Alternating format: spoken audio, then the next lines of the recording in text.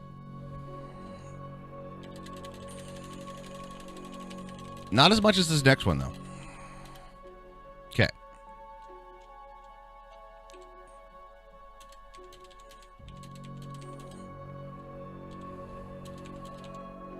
Ooh, that together, though, that's the tricky bit.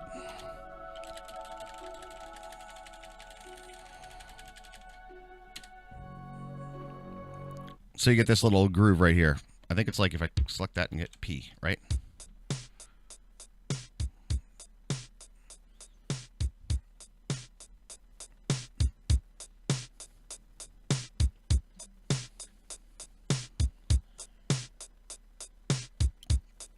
And then it gets even trickier, the next one.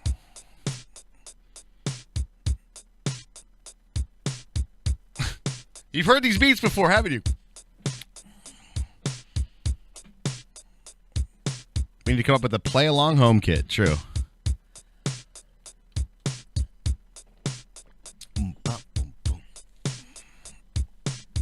Good. All right. On to the last bit here. On to the last bit. Take home, play along, a drum kit. All right. We're going to be on that. We're going to Control L, get to our lyrics. It's going to be a together, separate, hands, separate, together, hands, together. Together, the in between the beats. All right, and there's our basic coordination exercise. We are good to go. Basic coordination from Professor Woodshed. All right.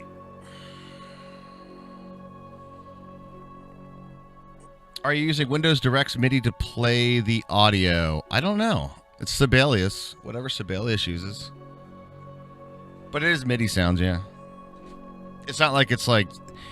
When you write this stuff, this is more for...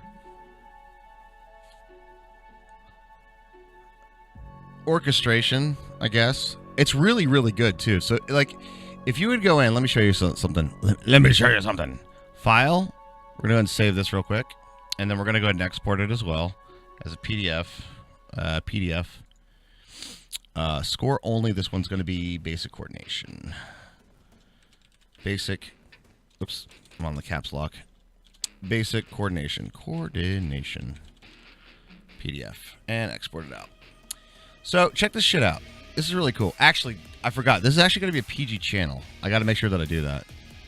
Because I want it to be for all ages. All right, so if I make a new file, let's do a new, and let's do like a brass quartet, right? And then we have our instruments for a brass quartet. We have our trumpet, trombone, and tuba. Okay, go ahead and create this. Now, what's really cool about this is you go ahead and score all your stuff in, and whatever it might be. And then you, what you can do is you can go file. I'm trying to remember where this is. Export. There's like PDF, and it's like all parts. Hold on. How do I go back to this? It's like home.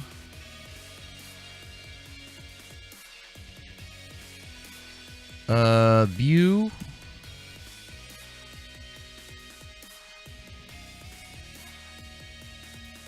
But basically what you can have is you have the complete score, and then this will automatically do key transposing for different instruments and different things. And you can individually set up and export every single part. I don't exactly know where that is, though. It's a super, super powerful program. And then there's this other crazy thing right here called video. 6:30 a.m. sleepy time, I believe. Clowns are all good, man. All good. Thanks for joining me today. So you can like add a video to it, and then you can actually do hit points in the video if you're doing like a score of a movie. It's nuts. It's nuts. All right, we can get rid of this though.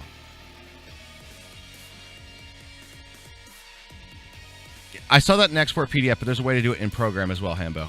So you can go through and like make adjustments. Like maybe it looks a little weird or something. There you go. There is that. Okay. Now, there's a few other ones that I need to check off the list. There is going to be some essential style stuff that has to go through. But I think I want to break that down into like, rather than here are all the different styles, right? There's some basic stuff.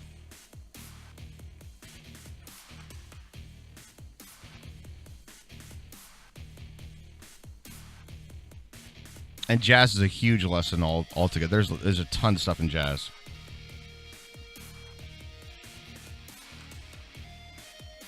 And there's fills. You know what I should do, Hermie? I should go to the studio and grab all of my lesson materials. And then redo it as PDFs here.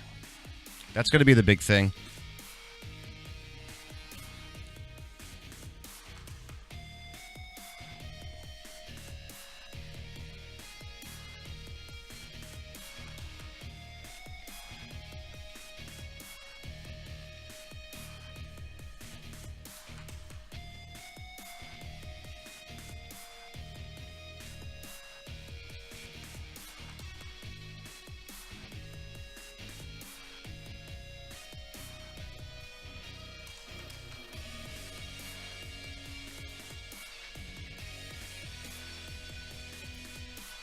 Because I basically wrote a book already. Basically wrote like 4 or 5 books, to be fair.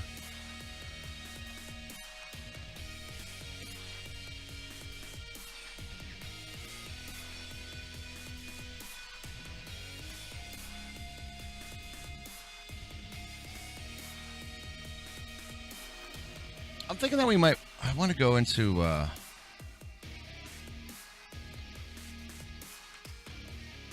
There's also this philosophy that I have when it comes down to what written music is.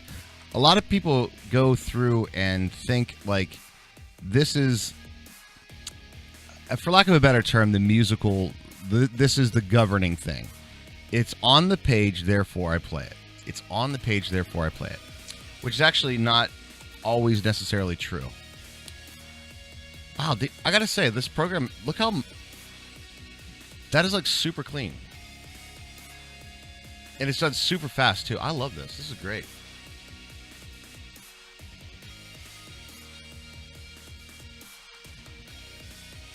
I guess what? I'm going to go give some thought, guys. I'm going to go grab a refill of coffee. I'll be right back. One moment.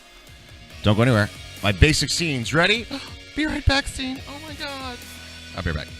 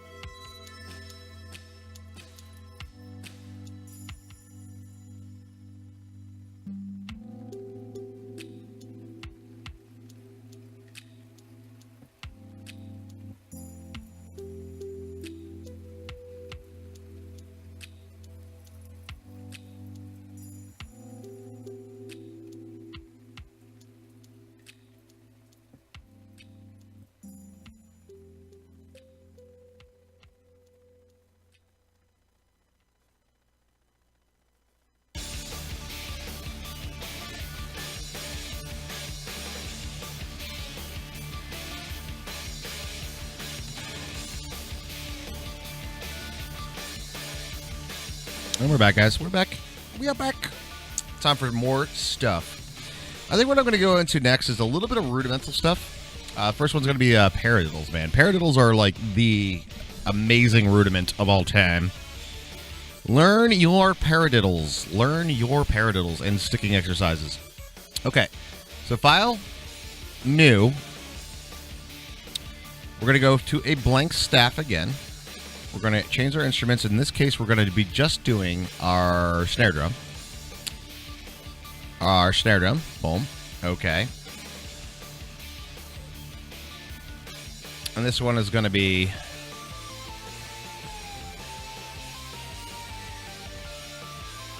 where's my things? Down here. Okay.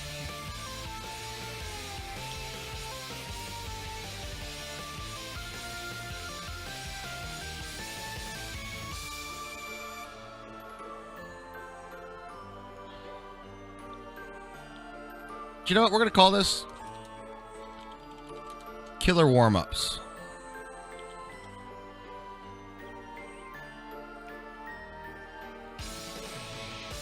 Yeah, maybe not. We'll call it like,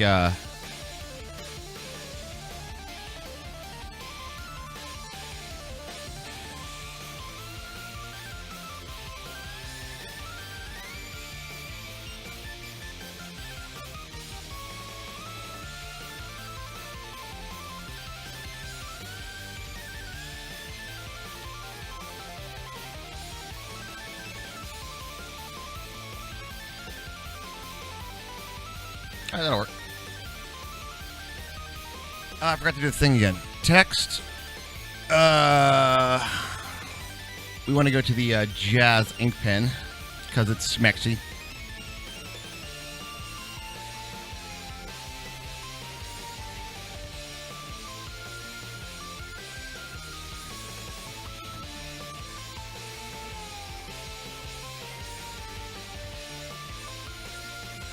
Layout and appearance, we'll go ahead and make this into system. Go ahead and here and hit Control B a few times. 1, 2, 3. 1, 2, 3, 4. 1, 2, 3, 4. 1, 2, 3, 4. 1, 2, 3, 4. 1, 2, 3, 4.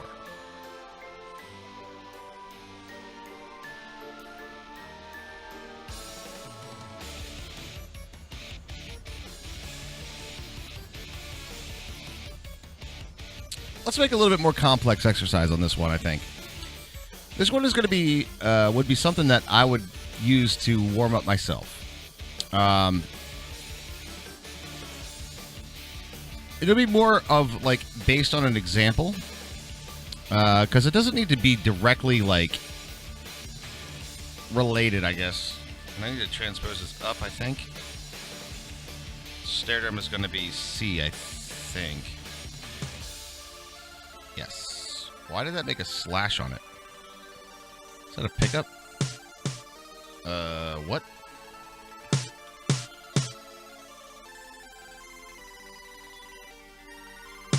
Can we not do a slash note, please? Alright, it's B.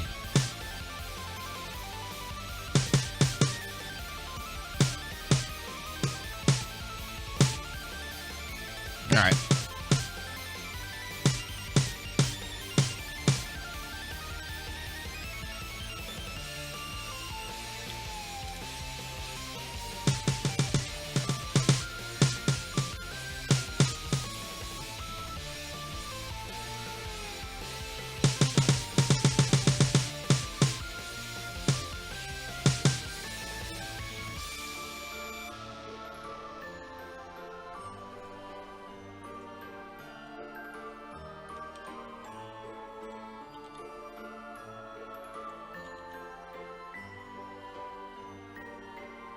Hello?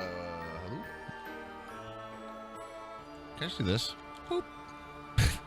Totally can. Cool. That's a little awkward because it does kind of space it out in this really strange way. Ba-dum-bum, ba-dum-bum.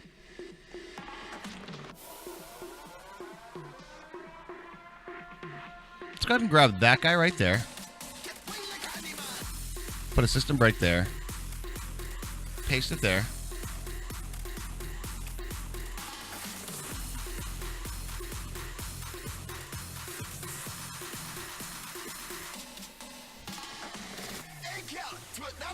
Stick out your tongue, let me see your tongue ring. Wine from the ground, let me see your bounce it.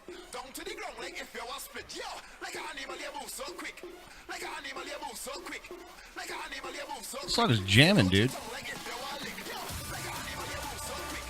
Like an animal you move so quick. Like an animal you move so quick. Stick out your tongue like if you was lick. Yo, like an animal you move so quick. Like an animal you move so quick. Like an animal you move so quick. Get wild like an animal.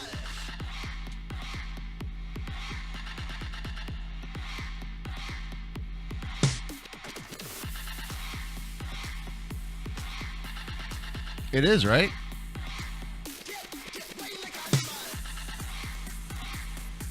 It's actually in chat. I have the bot like actually saying it on this channel.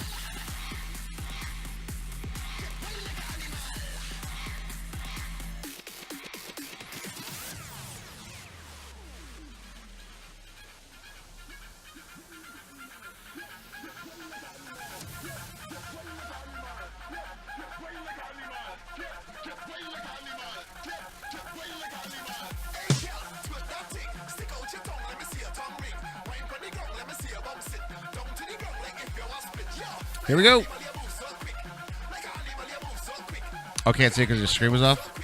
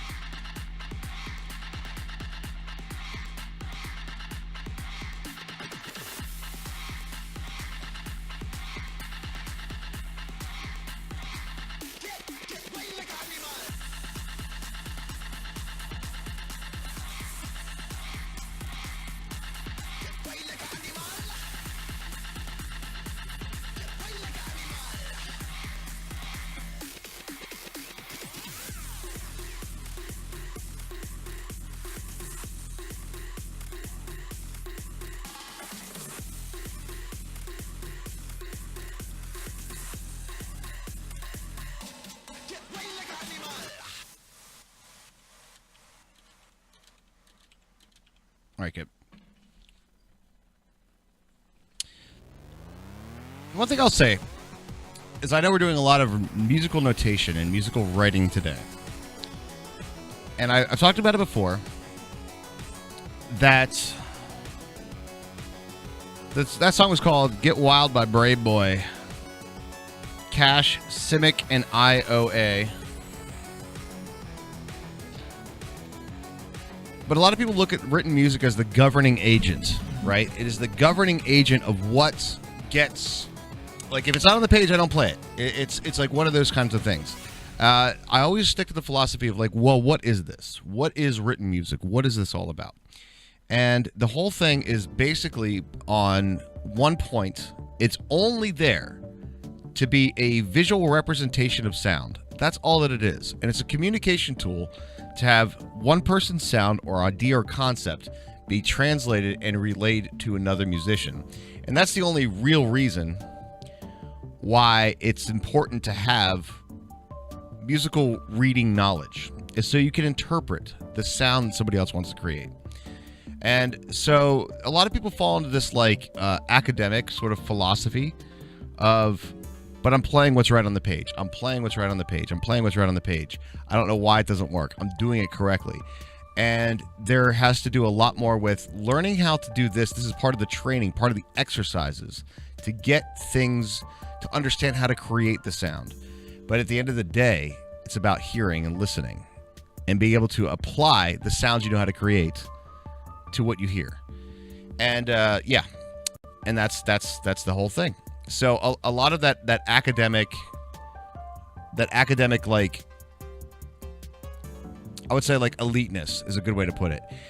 People get like very elite, like, oh, this is the hardest thing. This is written more difficult. This is a harder exercise to play. It's all those kinds of things. It's like, does it sound good at the end of the day? Does it sound good? And all these exercises are there to do is to get you to get into some points. Now, stick control exercises. Let's talk about this for just a little bit. Stick control exercises are a little bit more in depth. It's all about being able to combine different types of stickings to get different types of sounds. The stick control exercises, you can play it on a pad, you can play it on a play it on a drum, play it on the snare, play it on the hi, wherever you want to play it. But at the end of the day, this whole thing is about getting your singles and doubles and be able to do different combinations of singles and doubles. Line number 2. Well, line number 2 is going to be a pretty simple one, actually.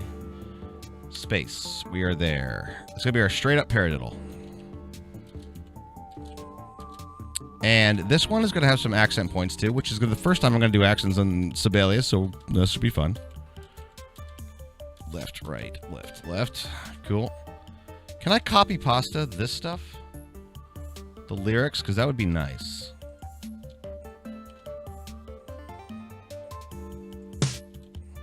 I totally can. Nice. And actually, since we're going to be moving along with it,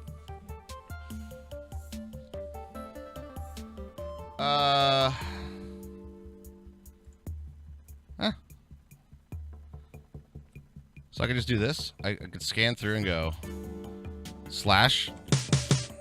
Nice. God, I love coding, but when the creation kit for Skyrim continues to crash, it makes it hard to make mods. You know what I mean, Raj? Yeah. Totally do.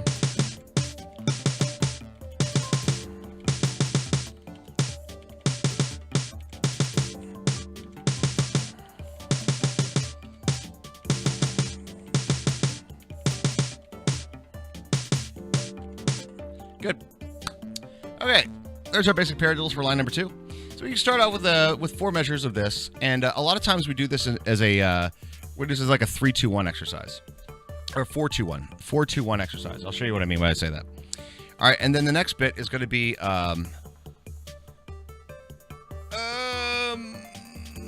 next bit will be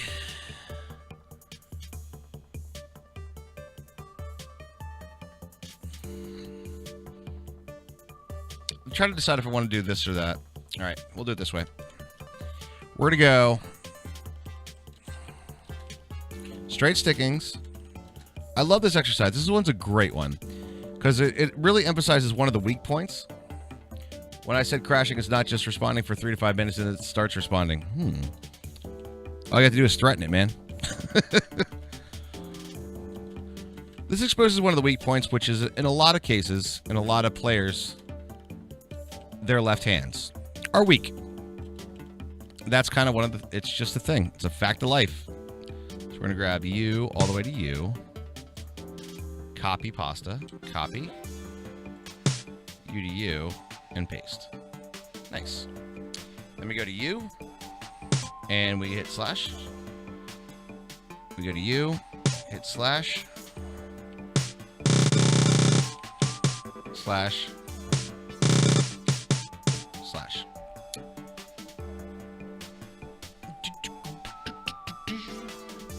All right, so this is a basic starting with stickings, a little bit of accents, a little bit of paradiddle exercise. It gets interesting. What's up, Lost Dimsy? What up, dude? Good to see you over here on Professor Woodshed, my friend. How are you today, man?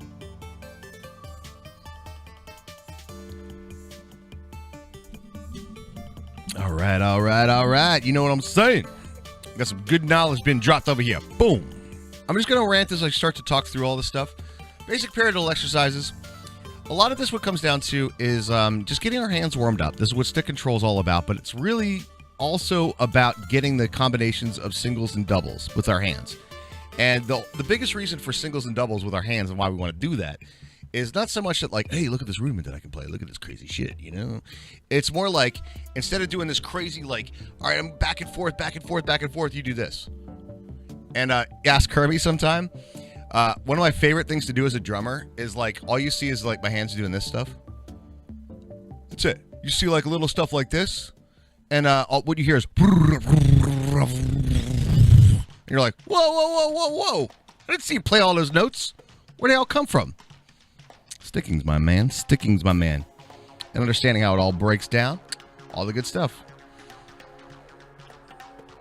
It's not responding because it's loading and or catching up with itself, so it's normal. You should know this, Habiba. You should know this. We played Minecraft for years. You know what's up.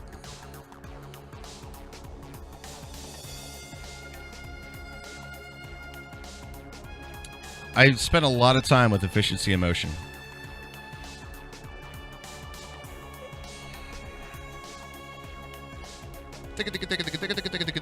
Yeah. Yeah, I think like a single, like kind of doing this is like the 4 and then a 2.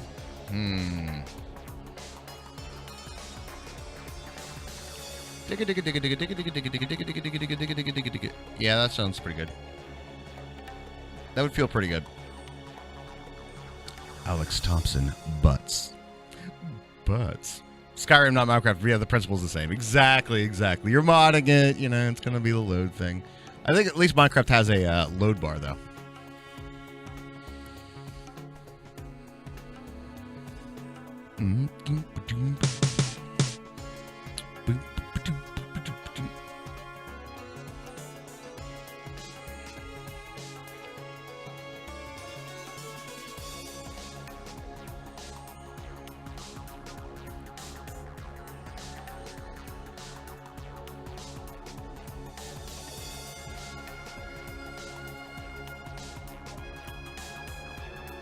Yep.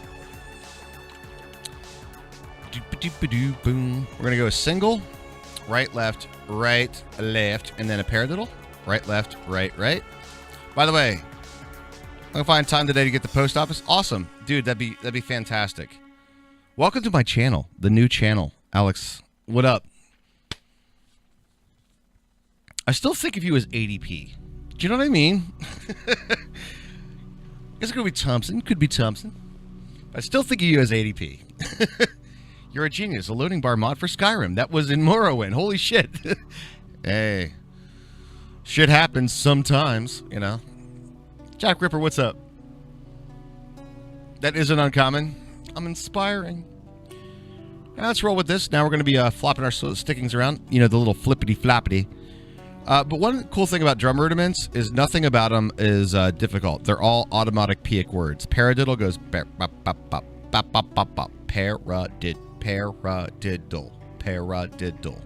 I've been teaching that to my kids since they were like a month old. Did I just flop cases here? It looks like the first R's are, these are bigger. Like these are R's are bigger. They are bigger. Uh-oh. As long as we're consistent. DMZ. Old MZ. Bam. And we'll go ahead and repeat that measure once. No. Yeah, we will. We'll do, what's it, 4, 2, 1. Right? Right. So let's just go ahead and do this. Let's grab it. Copy. Pasta. All right, Raj, putting you on my computer. My phone is about to die. Be right back. Fair enough.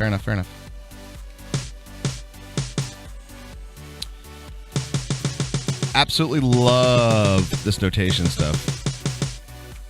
All right, cool. And then we do the flip-flop. We do the old flip-flop, guys.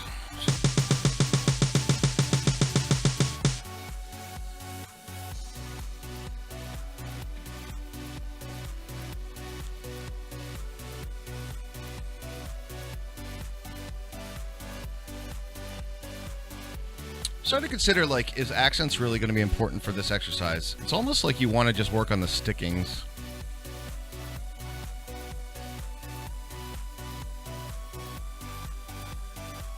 And I think that's true. Because this is more about, like, it's not about getting the accents in play.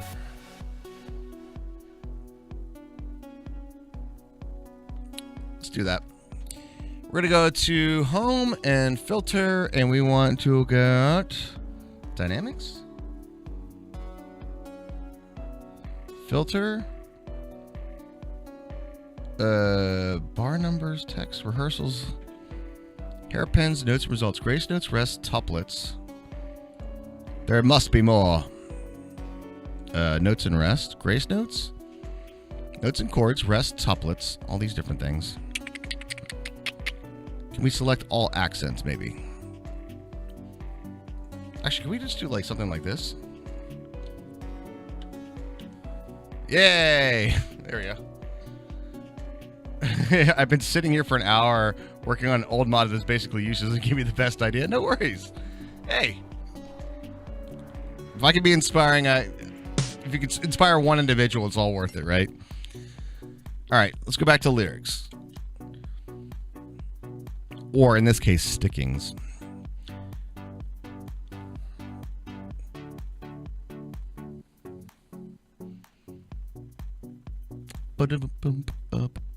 And what I want to do this time is we're going to flip-flop it. So we're going to go paradiddle,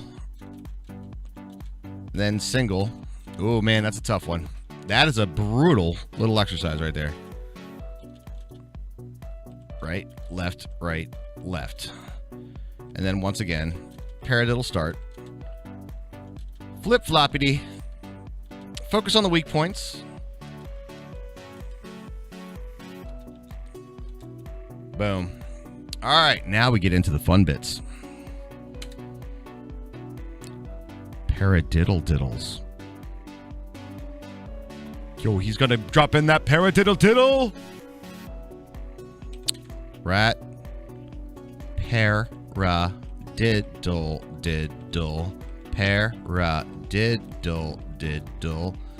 Paradiddle. Very classic exercise right here. Paradiddle diddle. Paradiddle diddle.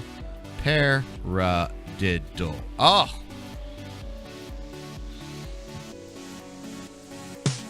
Delicious. Delicious. Bam. And then we do a big one.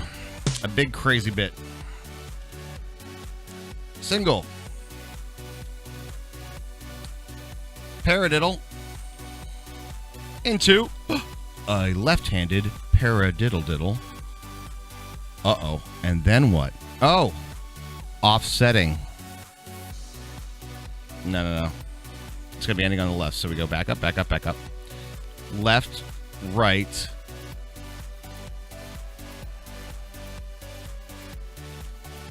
We just did a paradiddle diddle, right? Left-hand paradiddle diddle. We'll do a paradiddle here. So it's a right, left, paradiddle, paradiddle, diddle, paradiddle, paradiddle, diddle. Right. Paradiddle,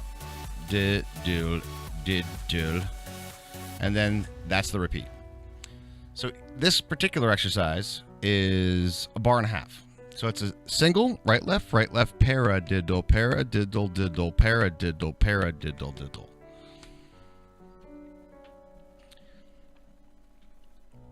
Biggie, biggie, biggie, diggy, diggy, diggy, diggy, diggy, diggy, diggy, diggy, diggy, go. Very good.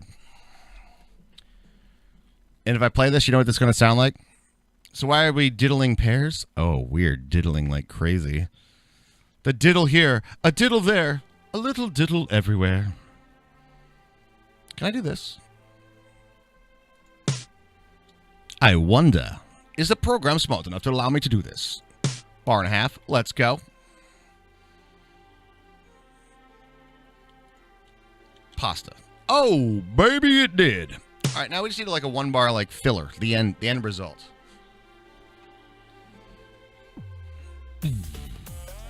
Singles, paradiddles. Singles plus paradiddles, focusing on the weak points of left-hand leads. Everybody has a big problem with that. Then we got our singles into paradiddle, single paradiddle, single paradiddle. Then we have our paradiddle diddles. And then we have our combination exercise of a bar and a half phrase of combinations of singles, paradiddles, and paradiddle diddles. Wait till he lambs. I know, right? Wait till you do the flams. I think they're over here. Let me get the keypad over here. I think they're in this. Yeah, they're right there. Boom. Now, it's funny because I always called this a flam. All right. So, but it's called a... I've never even heard this term. Of all my years of music education, I've never heard it called a acciaccatura. ever. Axia Katora. I'm probably saying that wrong. Hold on, how do you spell this? Hold on, it's A-C-C. Can somebody type it in chat? A-C-C-I-A C-C-A-T-U-R-A.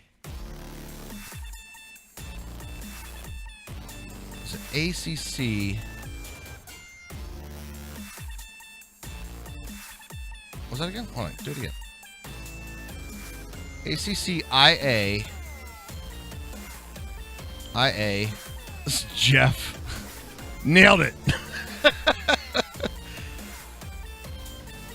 However, I love play it when I'm stressed. It's such an amazing stress reliever. Yeah. You see that in classical scores? Was that C-C... A-T-U-R-A. A-T-U-R-A. All right, here we go. Let's get to our Professor Woodshed over here. This one. Let's grab this tab over here.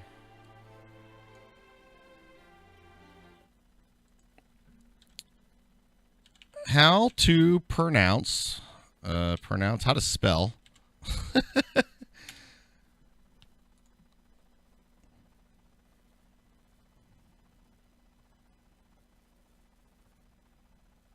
Achakatura.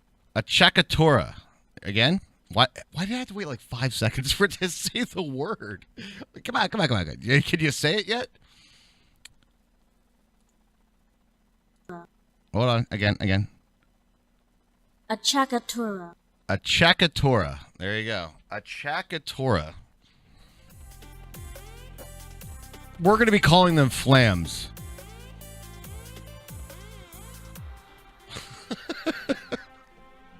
Achakatura. I would not have expected that. And that's how it's spelled, guys, by the way. Right there. Chakatora. What you gonna do? Why you do this? What do you mean why I do this? Enlightenment. All right, here we go.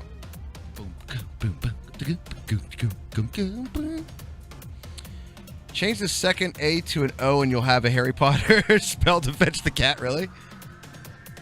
You haven't touched a violin in quite a while? You may go play it. If you're feeling the drive. Yeah, dude. I gotta tell you, it's always good to like, when you get that musical urge to go play, you know? I just want to play. Problem is I'm a drummer, and it's like, oh, I'm going to go play. Wait a minute, I have to set up a drum set. Live in an apartment. Ugh, people are going to be pissed. Ugh. All right, anyway, let's finish out this exercise. So we're gonna, what do we got? Singles? Yeah, singles, paradiddles, double paradiddle, paradiddle, double paradiddle. All right, so I think we should do paradiddle diddle.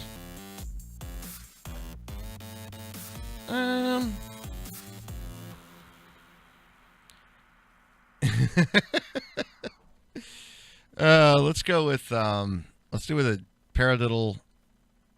If I do a paradiddle diddle, it's gonna end it. Ooh, let's just do like a double paradiddle. Throw a monkey wrench in the works. Know what I'm saying? Right, left, right, left, right, right, left, left. Yeah, 2 paradiddles. That'll be good. Paradiddle, paradiddle. Let me explain this exercise just a little bit, though. With me, I fetch my case, take it out, start playing. I have this one person in the apartment across who can't stand it. Screw them. It's a violin, right? Drum set I can understand. Like, literally, like, dude. Like, what the fuck are you doing? I'll explain this exercise just a little bit, though. This exercise is less about playing. All right. We talked about the sheet being the governing agent. The sheet being the end-all, be-all. You got to play this one properly. Who can't stand a wonderful violin? True. Now, I will say this, though. I love string instruments, and I encourage the musical education, as you could probably tell. I could do without hearing the learning orchestra. You guys know what I'm talking about? everything is not in tune orchestra, I can do without that. It's a little rough. A little bit rough. I encourage them. Work on it. Get better. I'll be there when you guys are all in tune. Yeah. That being said, we do a lot of like concerts, band concerts and things for our kids. And I gotta tell you, the middle school orchestra starting to get there. I know you've been playing for 16 years. No, that's what I'm saying. A wonderful violin. A well-in-tune one. Can these kids count to 4 orchestra? We're teaching them to count to 4 orchestra, if you know what I'm saying. Learn 3 finger positions on a fretless instrument, right? With, that they're just learning. And then 2 kids just don't quite get it at the same spot. You got to play without the string noises? Also a big thing, too. Yeah, you should break it out. A little violin is good. You have a favorite song to play? All right, back to the exercise at hand. And the governing of the music. The part of this exercise is to get your hands warmed up with different variations and different stickings. It's not necessarily intended to be like you have to play it exactly that's here. It's just that you have to play them, all the things that are in here. That's a tough one. What song? Yeah, that's always a little tricky one. But I like to give an exercise as a reference point. An exercise as a reference point to like try to do all these things, and these are like ideas for variations. And a lot of times that will spark some other. Oh, I like this one a little bit better. This one feels a little nicer.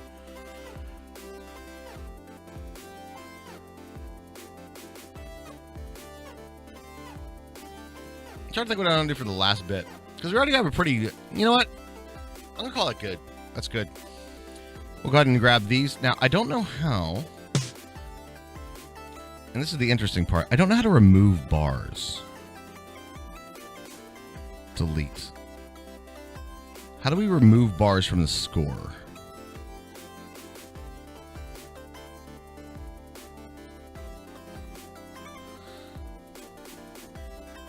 Oh, that. Is there a shortcut for it? Do you want to delete this bar from the score? Yes. And you as well. Bye. Try the big X, Raj. It tends to work. Good morning, Prof. What up, Bongo? How are you today?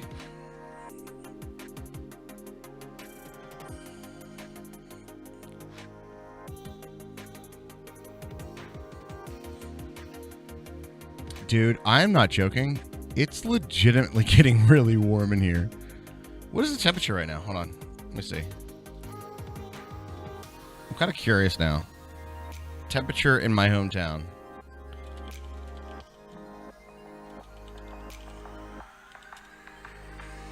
It's 62 degrees out right now.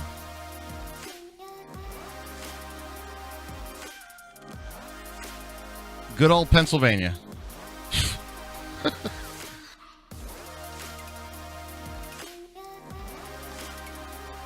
I'd have to say, I don't know that song. Turn on the fan. Oh, I got a microphone. I don't want to do that too much. I'm gonna turn on the AC. Maybe the other. What is this one? I don't know this one.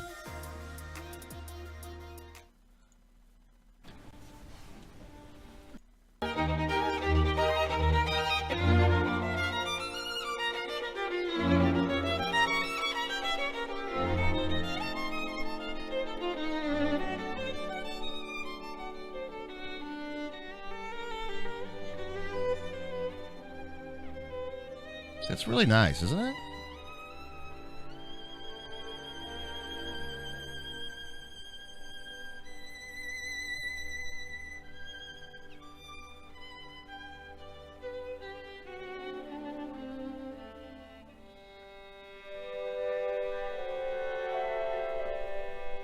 Nice. Can you nail it? That's perfect if you can nail that. That's awesome.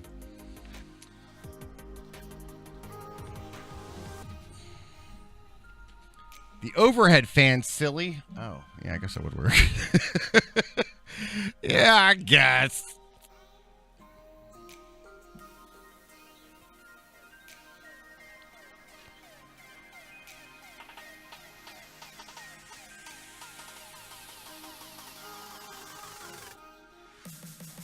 We're going to do a fun one next that you guys can really listen to. Because, all right, look, legit, let's play this. You know what this is going to sound like, guys? Watch this.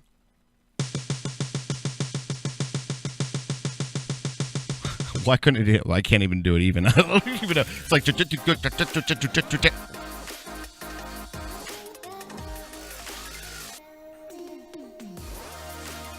right, anyway. Stick control. I think we are good. I think we want to take out our measure markings.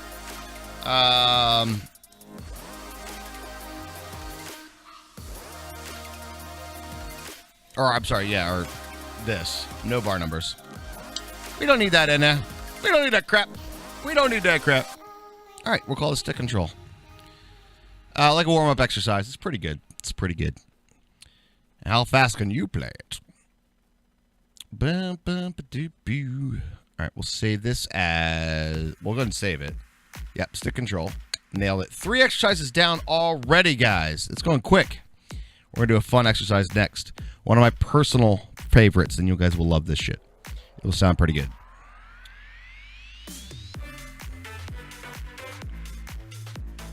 Boom, bum, bum, bum, bum.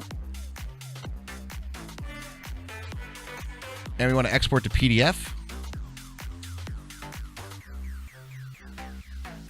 Is what's getting you? Oh, because it's just... You have to do it like in one long stroke.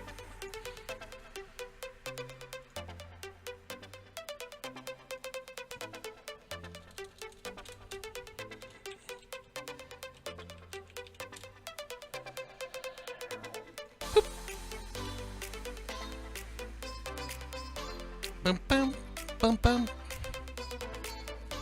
File. New. All right, this is going to be a... This next one is going to be something that I would almost call one of my specialties.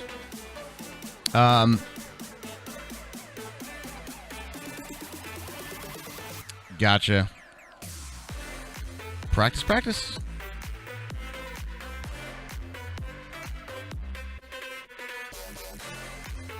I missed whatever happened a moment ago, but yes, take off the pants. Yeah. Permission? Permission granted? I don't know. Is that overtly sexual? Guys, as we do Professor Woodshed stuff, you guys know very well what we do on our other broadcast, right? I do want to try to keep this chat or my channel PG, so I need you guys to call me on it, right? If I slip out some stuff, you know what I'm saying? If things that aren't PG come out, you guys got to call me on it so I get used to it. You know what I'm saying? Although I do get like teacher mode. You know, I've been doing like private lessons with kids for many, many years. What up, Becadom? How you doing? But so I get into like teacher mode, so I don't do that. But if I do slip up because it is streaming still, and there's that portion of it, I want this to be a channel where education is not limited by 18 plus, right? It's kind of education for all. We need a swear jar mode or something. That's a really good idea. We should have a swear jar for this channel. Because it's going to happen. It's already happened once on this stream. I did that. We did that one stream with Sore, and I was just like, and then the one with Clea, I just let it slip there too. It's just so bad. So bad. I'm like a sailor, man. It's bound to happen at least once. But you guys just call me on it. Just call me on it. Like, language, Raj, language. Maybe we'll make, when we get emotes and stuff, we'll make some emotes for it.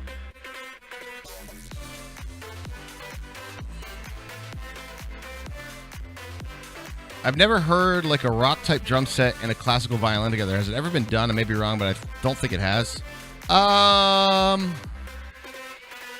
Maybe like Yanni stuff? Maybe. There's definitely some like large orchestra combinations that they have done some of that stuff. Like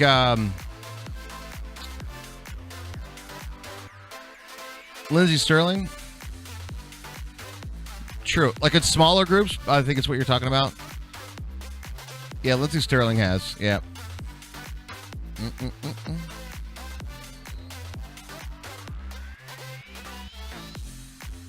Frank Zappa.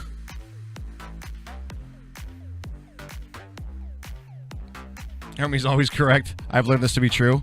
I've accepted this to be true, if you know what I'm saying. I've accepted this is the truth. You can be right or happy, guys. Just learn this in your relationship. Oh, that's right, the Metallica Symphony album.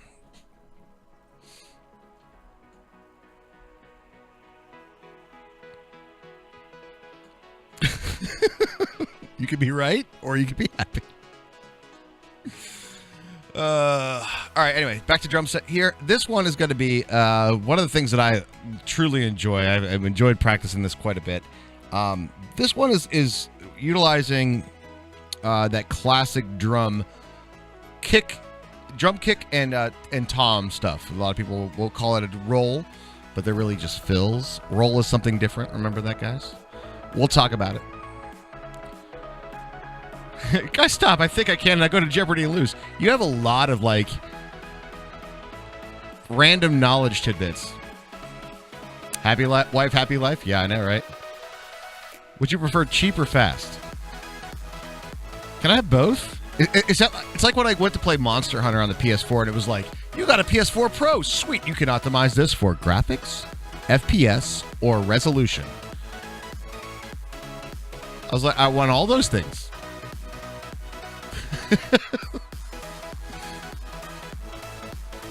Why do I have to choose? I want all those things. All right, this is going to be, what are we going to call this? This is going to be like a bass kick.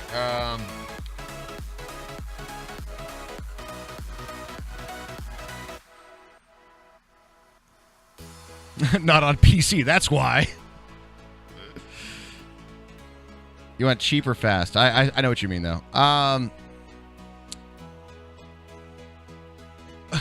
How big of a difference are we talking? I mean, I like it fast, yeah. But, like, how much of a difference is it? Just, you can go ahead and say how much. Like likely 50% difference? You're going to go AFK, have to urge to play my strings? Hey! Awesome. DM me. All right, that's cool. I like it fast and I like it weird. Get ready.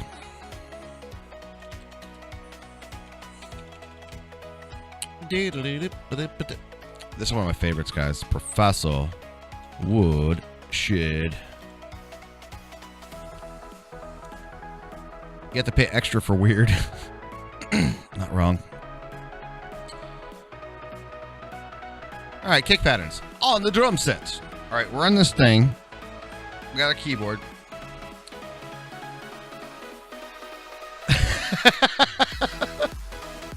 Do you have them? 100 copies of Latch? Can I have? I'll have a lot of Latches. I'm okay with that. I'll take many Simons. This is good.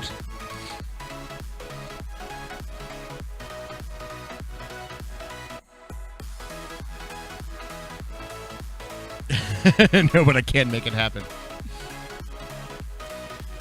All right.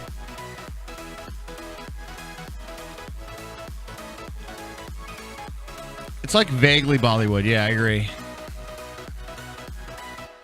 All right, now we're going to do a little testing here.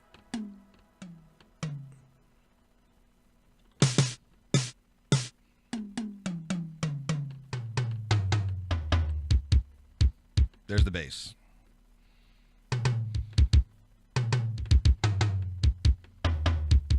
It doesn't help that the keyboard's like...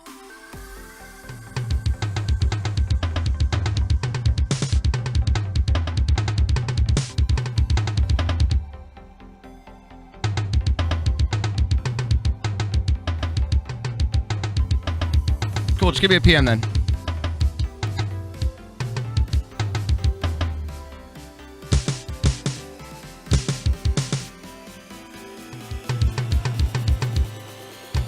This keyboard's very stiff.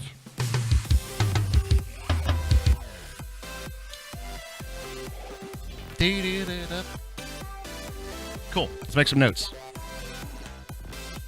I'm ready for my 16 notes. We'll start up on the snare drum there.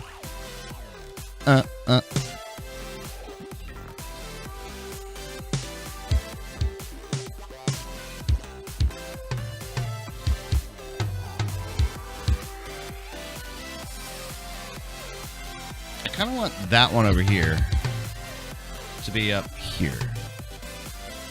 Or here? No. Ah! There? Ah.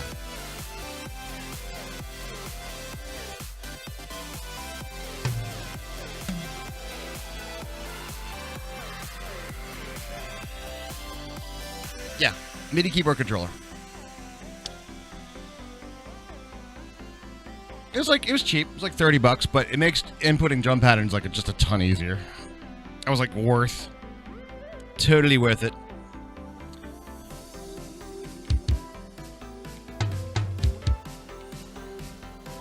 Cool. That's gonna be pattern number 1. Oh shoot, I forgot to do the thing again. Text. Moink. Oh, you just pulled out the note, and it was freaking awesome. Nice, outstanding. All right, let's give this one a go. We're gonna give this one a listen to, guys. This is one of those very classic ones. I'll talk about this just a little bit. Very classic, like those things that drummers want to do, and audiences want to hear. To be fair, this is a classic, like 2 on top, 2 on the bottom, and one of the things that I do is a little bit different of a pattern, but it's pretty cool nonetheless. But this one is quite classic. I want to see if I can I kick the tempo up a little bit. Transport. How do I do tempo? How do I give this a different tempo? That's the question. Text appearance. We're going to go ahead and make this a system.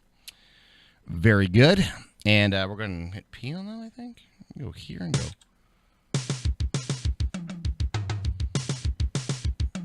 Just cut your finger on the thing. All right, good. All right, now that's where it sounds like really slow, but if you speed it up, it's amazeballs. Now, how do you do it? Where is the performance? Tempo track. Fixed tempo. For passing stability out of there, rewire host, there's a beat synchronization is not important. For synchronizing a score with rewire. Really? Rewire's in here. That's very interesting. Emphasize mixture, ambient hall, use reverb for cancel. Where is live tempo?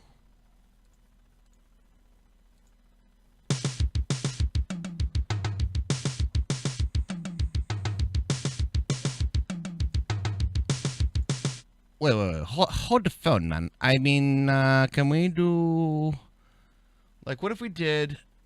metronome mark. All right, cool. And can we do... well, can I do that? Hold on. Escape. Grab me that. And then I'm carrying it, so we drop it. How do we do, like, quarter note? Like, do we do it like this? No. Maybe like 160?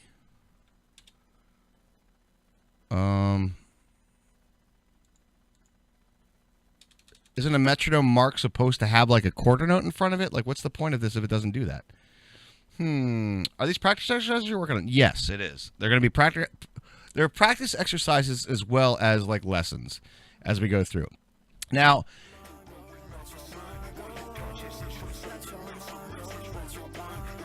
it sounds like there's too many things going on in this song.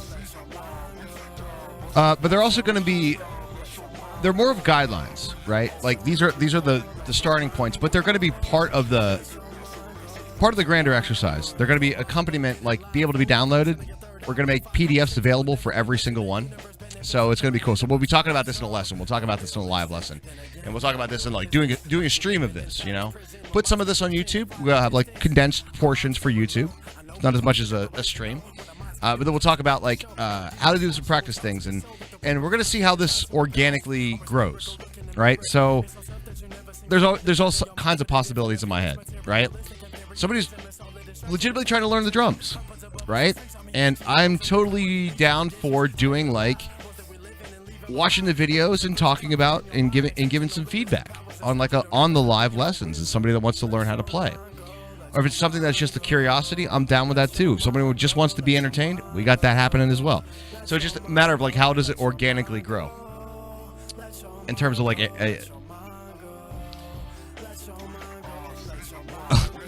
William Shakespeare is a lyricist, huh? For Nicholas. For Alexander.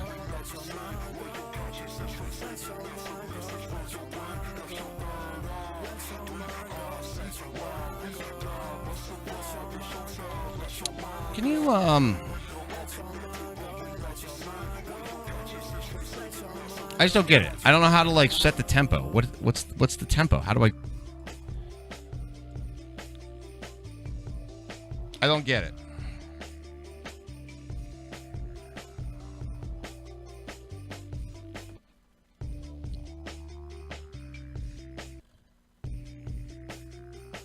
For the playback, I mean.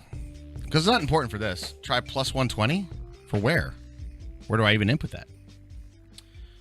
I'm ready to learn, Prof. I'm an empty vessel. Fill me with your drummy goodness. Wow. Sounds so dirty. Is it under the notations tab? Notations. No, notations will be, well, I don't think so. But that would be like notations. I'm just wondering about, like, and again, it's not about the composition. It has to do more with, like, yeah, I don't really need that. It has to do more with, like, the playback. Because if it doesn't know what tempo, like, how does it choose? Like, what? How does it know? Yeah, buddy. Yeah, buddy. Oh my God, they have all this stuff in here? This is great. Oh, that's really good, actually. Just finding out how to do it is the challenge. True. All right, so these are like the starting exercises of 2 on top, 2 on the bottom. What the fuck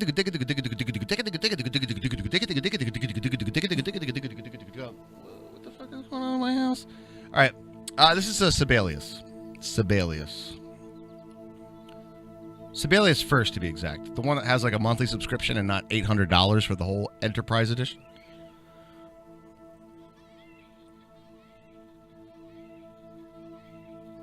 That was the weirdest thing. So I just was playing and realized on the street below, I live on the second floor, and on my balcony, the kids were listening.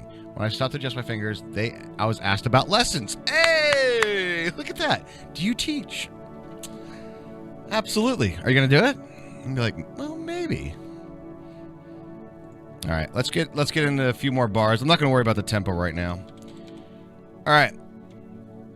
2 on top, 2 on the bottom. This is going to be a little bit more of an advanced exercise for sure. Now, there's a concept that I will go into, and when it comes down to phrasing and strong notes and rhythmical phrasing. And one of the things that is quite interesting as you go through a piece of music is that there is an inherent, everybody, whether you have like musical ability or you're versed in music or whatever, everybody could kind of like bob their head to some tunes. You know what I mean? Everybody kind of snap their fingers, tap their foot, whatever it is. And so you kind of get this like inherent, like internalized beat. And what happens is there's some funny things that happen. You start to hear things that aren't there sometimes, or expect things to be in certain places. One of the biggest things is literally count 1. Count 1 is the strongest beat of any measure. Everybody uses that as their reset point. It's like, okay, 1. It's going to be the next thing where everything starts. And you can make something interesting just by excluding where the 1 is. Now, the interesting fact is it works kind of opposite in rhythmical density as well. And what I've done for this, and this is one of the craziest things, when you do, I'll have to get the drum set to show you guys this, because it's mind-boggling because it's the way your ears work and the way that strong beats work. But if I play straight 16 notes, and everybody will say, like, you want to make it very even volume, very, very, like, across the board, same dynamic level all the way across. When I play these patterns, I have a 4 times emphasis on all of the weak notes. So, for instance, all of the weak notes in this pattern are all the E's and the U's, or the second note of every single diddle. So instead of it being like, it's actually, but when you put it all together, because your mind already has like this inherent downbeat and you're expecting that to hear it, it sounds cleaner. It's weird, but I'm not even joking. When I do this particular exercise, my left hand or all the E's and the U's. You start doing lessons, you might want to find a music store willing to rent instruments. That's true, no doubt. There's a couple of closed. Yep. You can also post a notice, most likely. That's true. There you guys go. But it's utilizing this concept of and emphasizing the unexpected notes to add clarity to a beat. It's a kind of an advanced concept, but yeah. And therein, right there, lies one of those things where even if I write that exactly in music as the way that that's intended to be played, like, hey, these are accented, that's not, and then playing it exactly as it's written on the page is not going to give that right feel. You know what I mean?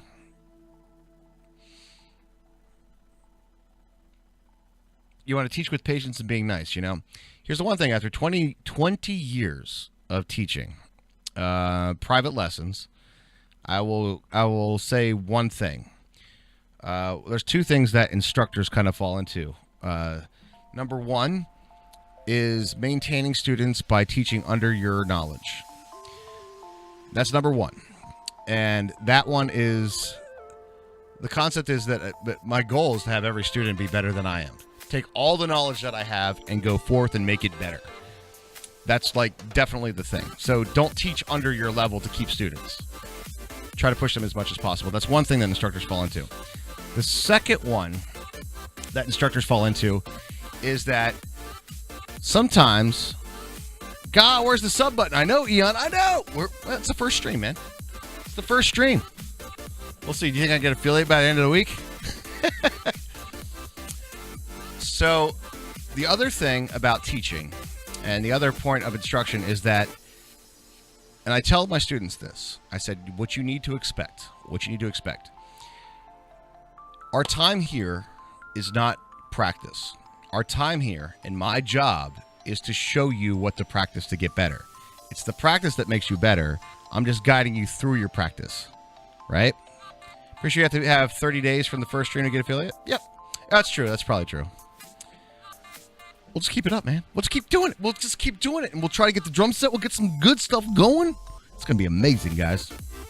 But I have a lot of this kind of stuff and a lot of discussion as well.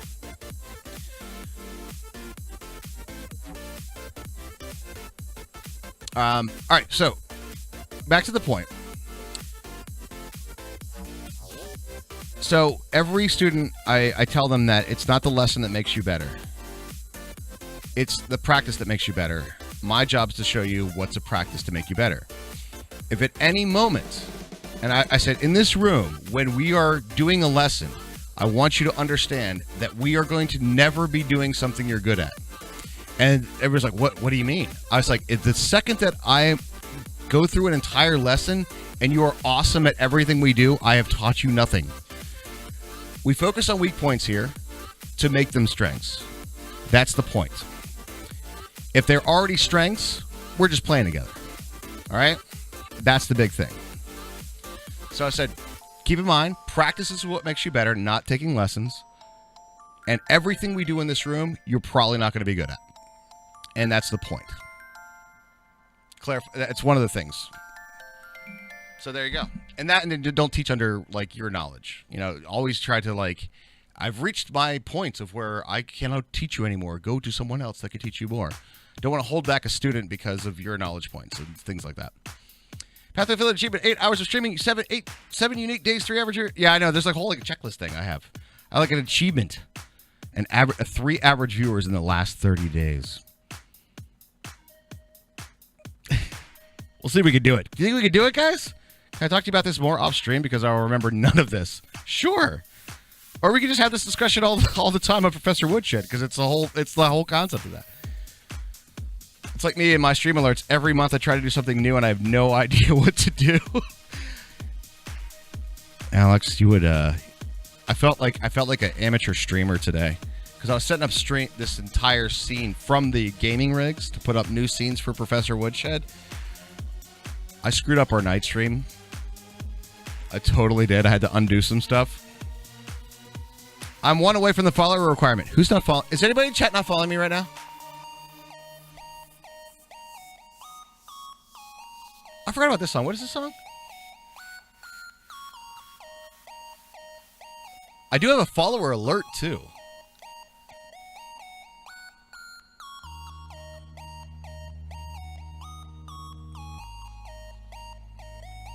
That'll happen, my dude. I mean, to be fair, before I even started to stream, I had like 48 followers, so that's the thing. Exactly, Mechano. I've been already pimping this channel out a little bit. You know what I'm saying? Already been pimping it out. All right, let's do a little bit of stuff here. Oh, shit. Right. Today I got to pick up my son from school, which is not going to be any newer here, but I need to remember. I know click the tweet on this channel. I know, Rian. I know. I will get there, my friend. What did I... Oh, swear jar? Thank you, Thompson. What did I say? I got to get used to that. Thank you, thank you, thank you, thank you. I'm trying to be PG on this stream. You guys got to call me on it. Swear jar. But it's going to put a kink in my making food plans. Is Hermie going to kill me? Hermie? Hermie. Hermie. Hermie. Hermie. If I order food, are you going to kick my butt? Hermie? We're doing PG right. Makes total sense. I'll do the best I can. Me too. And I want you guys to call me on it if I do slip up. Well, we're doing an educational stream. I don't want education to be like, all right, well, education for 18 plus only. No. More people that get learned, the better. Just call me on a chat. Get me used to it as well. Hermie. Danger zone. Got for now, it's getting to where I need to cook dinner. Thank you for the advice. I will message you later. Good night, time zone. Everyone's so hungry. Hey, you and me both. I'm just not going to have any, I don't have any time to cook between, like, stream and sun pickup time. You know what I'm saying? So. All right, back to the task at hand. Now, we're going to be doing this, and we talked a little bit about the concept of strong beats and weak beats, and emphasizing the weak beats. And it's something that I'll be able to show you musically a little bit better than I can explain it just like this. But it's a really, really funny thing. You'll go, oh my god, that sounds so clean. It sounds like I've never heard it sound that clean. I get that all the time, actually. I'll play the and students will be like, how do you get that sounding that clean? 7:41 p.m. in Frankfurt. Yeah, get some food. It's time for foods. And I'll get that all the time. It's just like, how do you get that sounding so clean?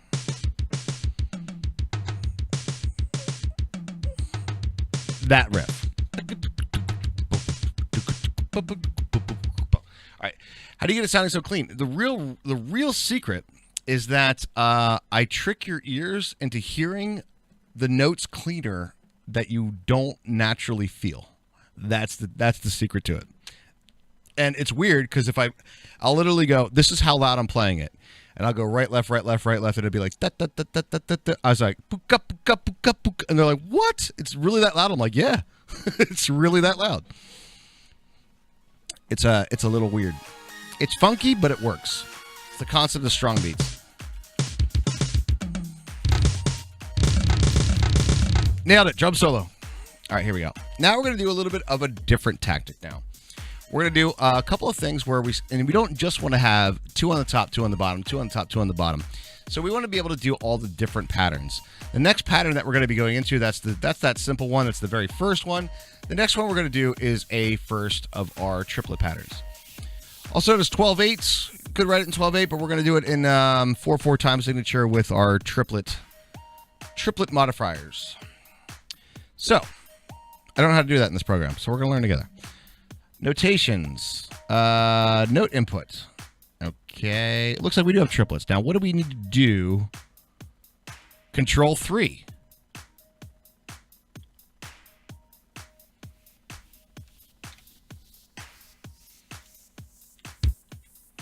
If I go to like 16ths, right? And then I go Control 5. Dude, that is awesome.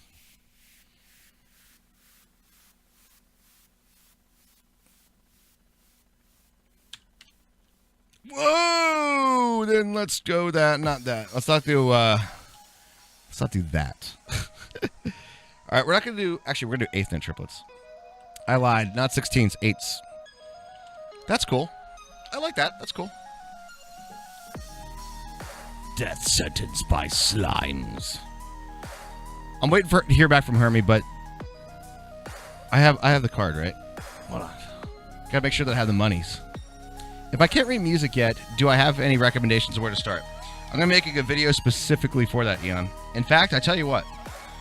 Why don't we do a quick one here? We'll do here. I do have the card. I'm probably gonna be getting a pizza today, guys. I'm just gonna say so. Hermie, don't hate me. Please don't hate me. No, I'll get a calzone. I'll do the calzone thing.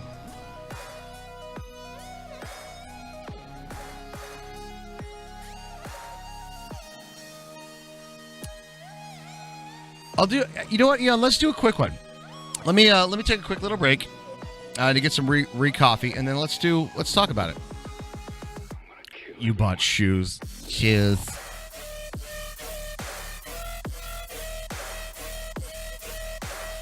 Every time I join a day stream and get pizza, Hermie's going to get mad at me.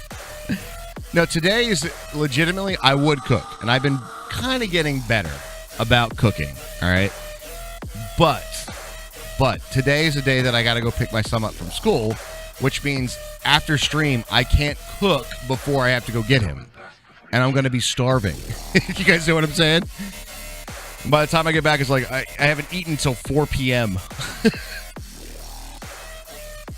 Is it appropriate that Death Sentence is playing? Right. All right, guys. I'll be right back. Enjoy my super fancy break screen. Oh, my God. All right. I'll be right back.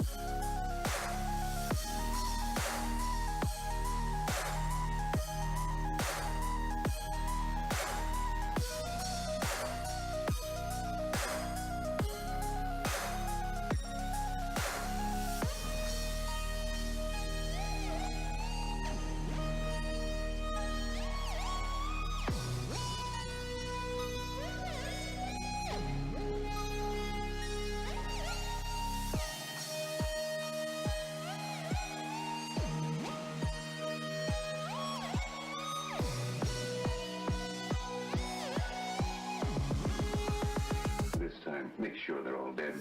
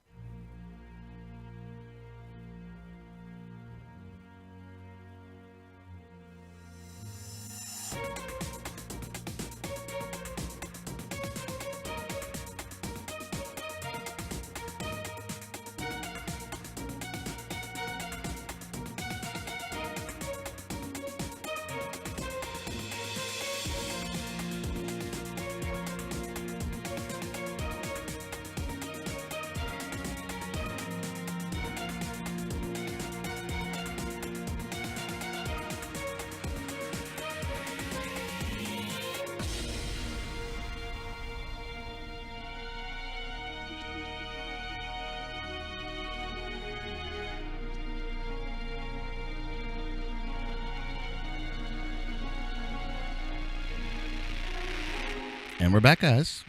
Death sentence may be over. All right, Ian, if you're still there, and if you guys are down, I will do I'll do a little lesson here. We'll do a little lesson about how to read music, and how to break it all down. It's nothing too terrible, but we'll break it down. You are present. All right, check this out. We're going to start with a brand new document here, and the fact that I have musical notation in front of me makes it super. Well, it's quite useful. Yes, we'll do a blank document, and we'll go ahead and grab just a snare drum. All right, so we'll talk about some basic stuff here.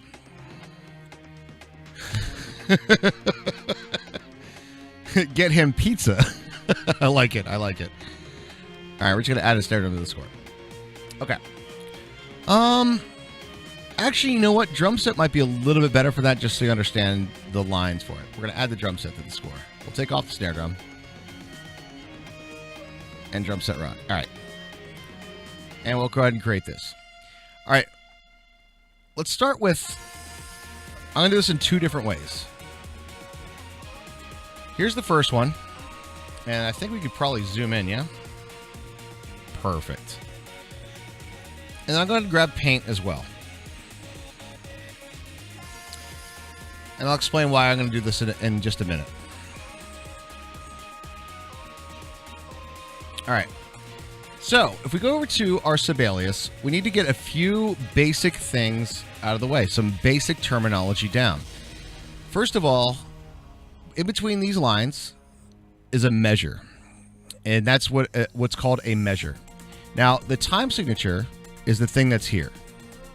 Now, the time signature defines how many beats are in a measure. And the way that it works is the time signature is the top number is how many... Yeah, Professor Payne, exactly. The top number is how many beats are in that measure. And the bottom number is what kind of note gets that beat. Now, I'll explain what kind of note will make a little bit more sense a little bit later. Basically, it works like this. The entire measure, we'll just stick with 4/4 for now, which is 4 beats. So counting the 4, 1, 2, 3, 4. 4 beats. And the bottom number is a 4, which means a quarter note gets a beat, but I'll get into that a little bit more. So in that, let's just think about this entire measure as an entire pie. All right, so that's the whole pie. The whole pie is an entire measure. What's up, Riz? How you doing, dude?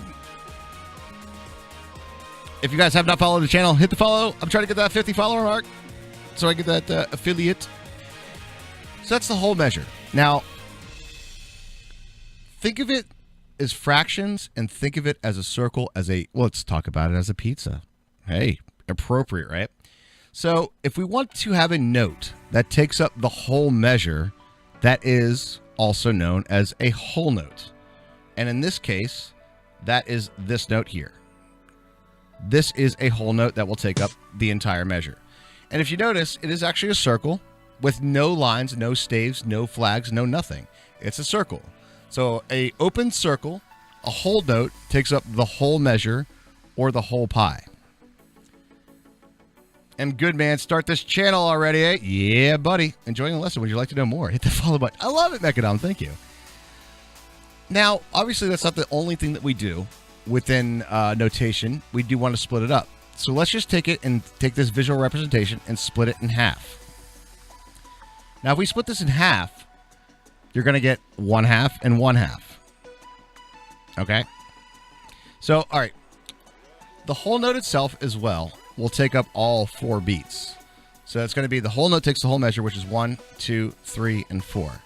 Now we're going to split that in half, which means each note is going to take up 2. So in this case, it's going to be a half note, which is a circle. I'll replace that, hopefully. Nope. Negatory, good buddy.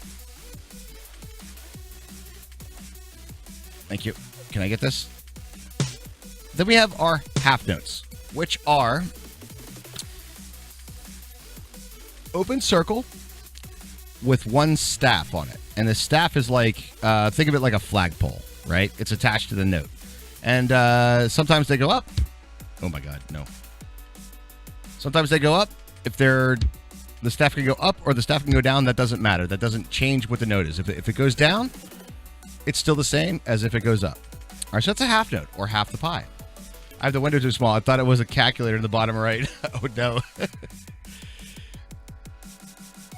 All right, so that's their half note, and each one of these takes up 2 beats. So in this case, it'd be 1, 2, 3, 4, 1, 2, 3, 4. Or, even better yet, I can go to this, and I can play you that exact thing. So we can go to play, and we can put the metronome on so you can hear every single click.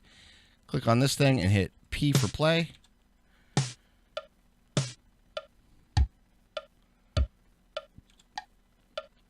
There you go. So it's 1, 2, 3, 4. That's half of it. Now check it out. Here's all we're going to do. These are all going to be fractions as we start to break it down. We start to break all the stuff down. Fractions again. Let's split the pie in half. We'll split the pieces in half again, or the entire pie into quarters, right? And shockingly enough, everything in music is very difficult. These are called quarter notes, which take up a quarter of the measure. Now, a quarter note is where we start to get into our solid note heads. And in this case, we'll just back it up here. Go ahead and delete all this crap. All right, good. Back up to there. And then we go quarters, quarter notes. And can we make it not a rest, please? All right, good. All right, let's place it there, there, there, there. Now, this is the big rhythmical thing. You notice there are no flags. It's a solid note head with one staff on it. Solid note head with a solid staff. This is one note on every single beat. This is sort of our governing. This is the downbeat, as everybody says. This is where all the counts go. So in our case here, we could say, if I select this note, Control L, our counts would be 1, 2, 3, 4, 1, 2, 3, 4, etc., etc. Said that once. If you can make every lesson about money, pizza, or girls, then every student would completely understand the lesson. This is true. All right, so this is basically we split up our measure, which is our entire pizza, into 4 different pieces. All right, and those are a quarter of the pizza or a quarter note. Not too bad, not too shabby. And because the bottom number here is a 4, again, time signatures get complex, but most of them are in 4/4 anyway. The best way to think of time signatures and to figure out what kind of note gets the beat is change the top note and read it as a fraction. Change the top note to a 1, so it's 1/4, and then just say it as that would be. That's like, oh, that's a quarter, or that's a half. It would be like 1/2. Oh, it's a half. Or 1/8. Oh, that's an eighth. You see what I'm saying? And that would be like, okay, the top note is how many of them, and the bottom note is, oh, that's a fourth. So these are 4 quarter notes, or 4 quarters of the measure. So we broke it all down into that sort of format. Now, this is where it gets more complex, but at the same time, it gets easier. We can still divide the pizza into more and more slices, and it's literally infinite the amount of slices that we can slice it up. So now we can do this. Now we have 8 slices of pizza. Now, in terms of musical notation, all that we have to do to slice the pieces a little bit more is to add flags on the staff. So in this case, am I on notes? Can I draw notes? Draw notes, please. Right there, please. Not that. Yeah, there we go.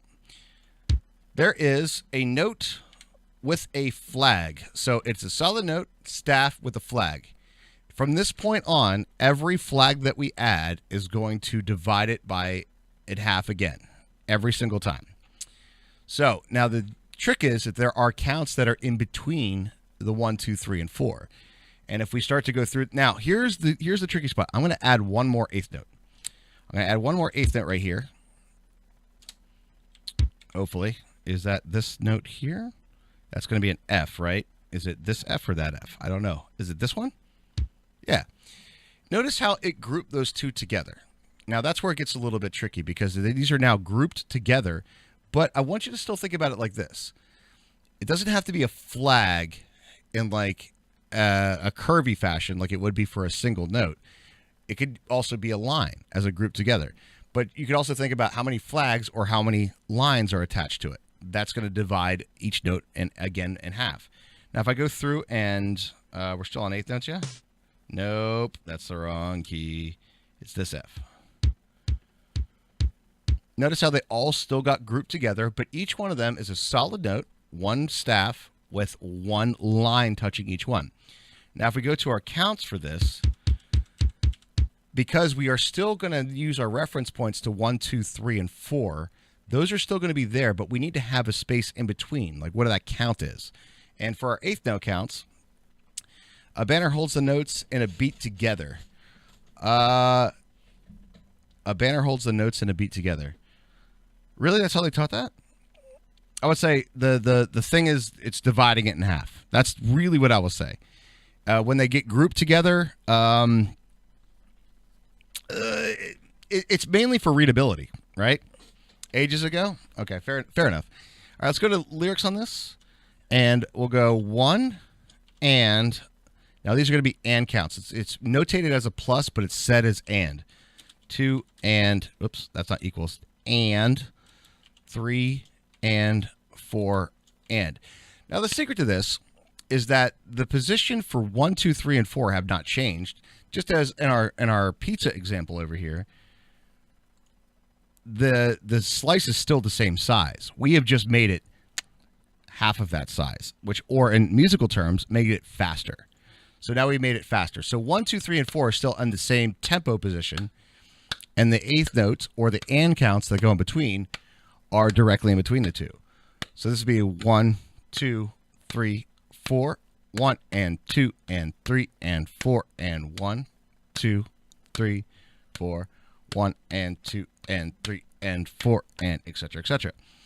Now, if we start moving along, if you want to listen to it, let's go ahead and listen to that one time, just to see how that all breaks down with the met and all these things. 2, 3, 4, 1, 2, 3, 4, 1 and 2 and 3 and 4 and 3, 4. There's our tempo reference points. Now what we're going to do is we're going to divide it one more time. And all you can do is go back to our pizza example here. And almost if you ever have a question about it, you say, well, how many slices are on the pizza? So if I slice it up again, and if you would literally count it all out, there would be 16 slices here. And shockingly and surprise, surprise, those are also called 16th notes. Those are very slim slices of pizza, but they sound good in music, though. I will tell you that. All right, so those are the 16th notes, and the way that those are notated is by adding one more flag. And so if I do, if we go here, just gonna make sure I get the stuff correct. Take out that and then put that there. There is a solid note with a staff and 2 flags on it, which means we took our quarter note and divided it in half twice. Quarter note, eighth note, 16th note. Cool. And shockingly, quarter note has 4 in a measure, eighth note has 8 in a measure, 16th note has 16 in a measure. It's like the reason that they're termed the way that they are.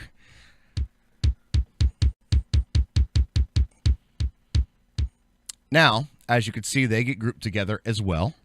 But again, it's 2 flags, but in this case, it's now going to be 2 lines as they get grouped together. But those are going to be double the speed of the eighth notes, or as 1, 2, 3, 4. I'll do the counts first. Let me do the counts first. Now, they also have their special little counts for them. The special little counts for these guys. These guys have special little counts. 1 E and, oops, and 2 E and 3 E and 4 E and And the reason that they are there is because that is easy syllables to say quickly. 1 E and 2 E and 3 E and 4 E and those are our reference points. Our 1, 2, 3, and 4 are still in the same position. All of our and counts are still in the same position. So these and counts that are here and here are still in the same position they were on the eighth notes, but now we're splitting it up again in double that speed. So 1, 2, 3, 4, 1 and 2 and 3 and 4 and 1 E and 2 E and 3 E and 4 E and 1. And then if we play through that, select that and play it. Kind of fast though. 2 and 3 and 4 and 1 E and 2 E and 3 E and 4 E and. Cool. Now we'll go a little bit farther because the concept just continues on. If we're going to split this in half again, it comes up to a very interesting concept now. All right, in the next bit, oops, no. Don't do it there. Do it here. Do it over here. We go to the next bit. So, if we're going to split the 16th in half, where are we going to be? What's the next number? What's the next number, chat? You guys know what it is? What is the next number? We take this off and put that in there. Yep. And then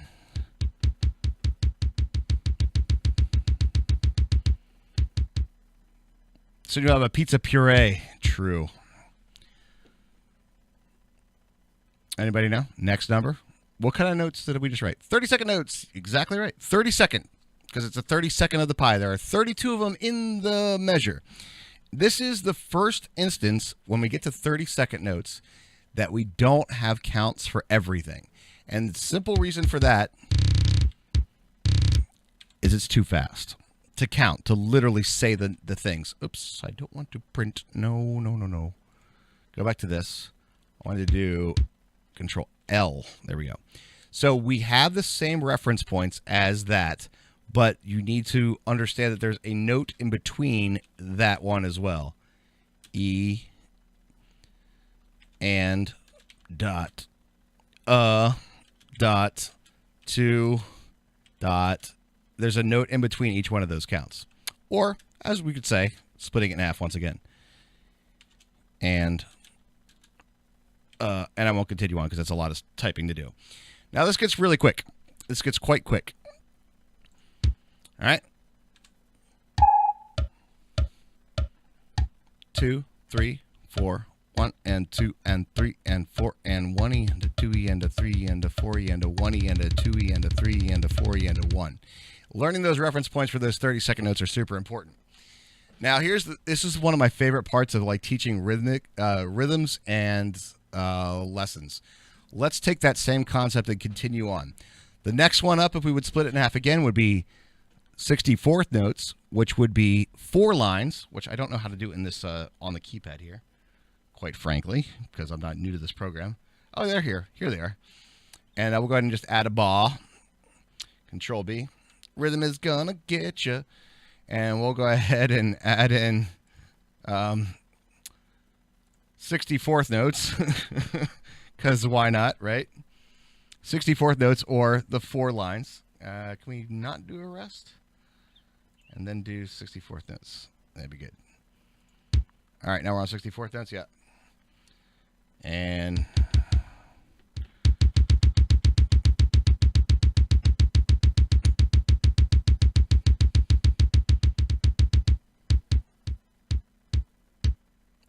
very good.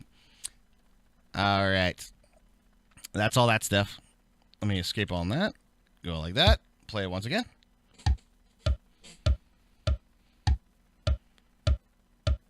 Because I know you guys want to hear it.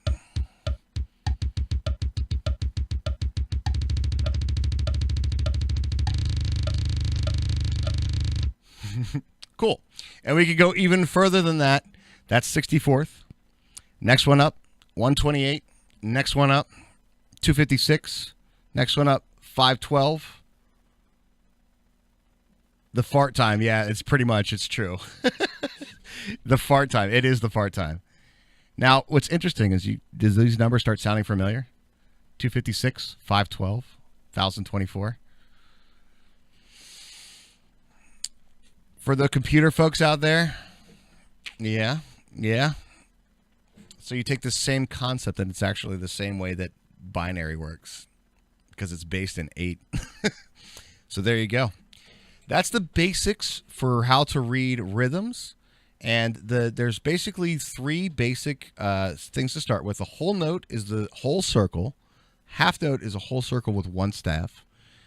The quarter note is solid note with 1 staff. And then every other division point from that point on is adding 1 flag, or if they're grouped, 1 bar. I hope that all made sense. And that covers the notes. And there is a rest, which is essentially the anti-note for when you don't play a note, and they all have their own notation too. Now these guys are a little funky. A whole rest looks like ... You got it? You got it, Mechadon? A whole rest is... we have like the top... Why do I keep hearing like noises all over them? No clip links. Oh no. Well, it maybe... Can you not clip our channel? All right, so here is... That's what a whole rest looks like. That's really, really tiny. Let's see if I can add a few bars in this thing. Control B. Bar. Oh, there you go. Whole rest just looks like this. It looks exactly like that, which is... It doesn't really matter where it is. Typically, it's in like the middle of it. It was auto-modded? Oh, no, clip links. Right, I did take links out of this channel, yeah. Rests are considered by some more important to get the correct, but they define the notes. When it comes down to reading handbook, I'll talk about that concept in just a minute after I cover the rest, but I agree with you. So here is the deal. The whole rest is like a top hat, but underneath the line. A half rest, which would be equivalent to the half note, is going to be above the line, a top hat above the line. A quarter rest looks like kind of like a squiggly line 3, and then an eighth rest is when you start to get into the good bits, if you know what I'm saying. Here's where you get into the good bits. It's if you think about it like this, I always thought this is a good way to explain the eighth rest and on. Also, no quality options. We need to get this channel affiliate really soon. Yeah, I know, man. I know. We'll get all kinds of stuff. So if we take our general note head, actually, we could just probably just delete all this stuff. All right, if we take just our general note head like this, and this is gonna be a little rough. Not gonna lie, this is probably gonna be a little bit rough. Do a brush, I think. All right, good enough. And then we have one flag that's on this side here, right? Oh my God, stop that. Just one flag that's on the edge. All right. Now, what we can do is if we kind of do a symmetrical version of this, so the note looks like that. And then, but in this case, we're going to take the note head. We're not going to have a note head. It's basically just the staff with a flag on it. All right. And then that gets kind of manipulated just a little bit. Kind of goes a little to the side like that. And you get a little bit of a dot here. And that is the equivalent of a rest. Now, if we do the same thing with a 16th note, which would be 2 flags, it'd be like 2 flags like this and 2 flags like this. That's your 16th note rest. 3 flags for 32nd note, 3 flags for 32nd note. Again, it's this staff adding but it's reverse. It's the mirror image of it.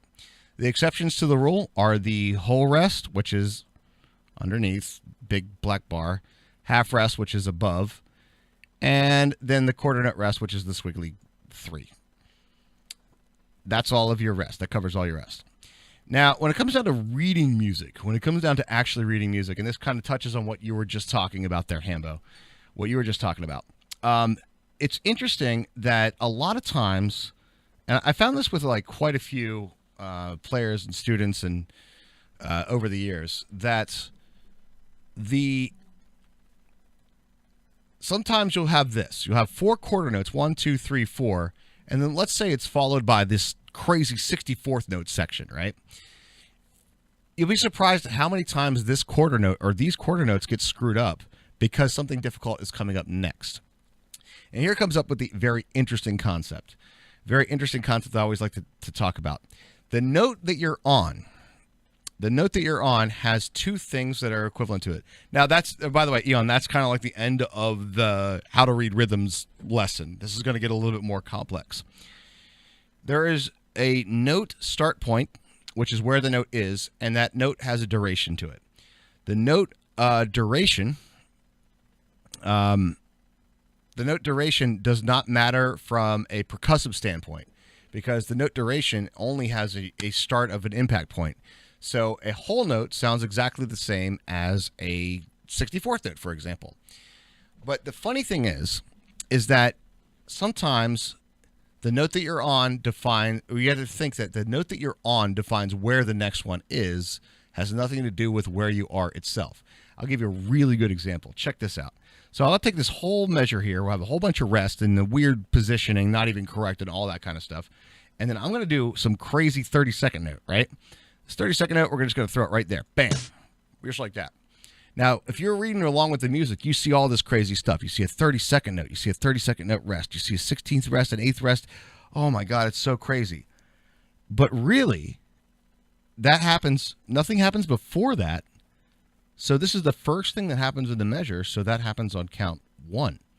And then this 30-second note defines what the next thing is. Just so happens the next thing is a rest, the next thing's a rest, the next thing's a rest. Oh, that's actually quite easy. Difficult to read and not proper at all, but the note or the rest defines where the next thing starts. And that brings up that lovely concept that I always like to talk about, is the space between notes. The space between notes is so important. The farty sound, the 64th notes that everybody likes. Yeah, you know, the big 64th note. Let's do it again. Even that has space in between the notes to properly give it its right rhythm.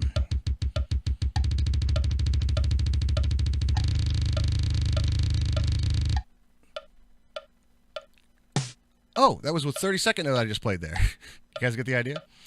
All right. It's pretty sweet. It's pretty good concepts. All right. That is the quick 15-minute how to read music lesson. What do you think, Eon? A little bit better understanding of it? Does thinking about the pie help? I'm thinking about it as splitting up a whole pizza. Speaking of pizza, probably got to order here soon. But yeah, I hope that makes sense. I hope that breaks it all down. There's more stuff to it.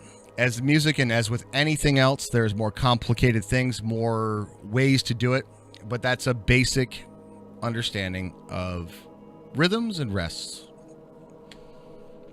Yeah. That's the beginning, my friend. So now we go back to, I'm going to go ahead and close that out. Full score. Full score and 7 years ago. We'll go ahead and close that out too. If you go by the normal ordering of things, I should order now. Exactly. And so now that we have that, we go back to drum set here. Guess what? It's the same thing. These are 16 notes. I need to flat memorize which note is which sound. Everything is relative to tempo, though. That is the one thing. If I would take those 64th notes and I'd be like, all right, our beat is this. 1, 2, 3. You know, if it's that slow, they kind of sound like not like right? Like the fluttering sound of a fart in the wind. Which note is which sound? Well, I hope it gives you a little bit better understanding of it. Now, as soon as I said that, we're going to jump back to this, and I'm going to do some modifications of triplets, which is certainly more complicated, but I won't worry about explaining that right now. I'm just going to make the exercise. He has to leave in about an hour. I do. Yeah, I'm going to call. I'm going to call right now. Thank you, chat. You guys are awesome. Don't go anywhere. Stick around. There'll be a lot more to come. I think he meant on the staff, like F being kick and so on. Oh, the notes themselves. For drum set, don't worry about it, because there's almost always, and I mean this, a notation key for this. For the notes themselves, there's a couple little acronyms that you can use. The time between the notes relates the color to the scenes. Nice, I like that. Order time, guys. I'll be right back.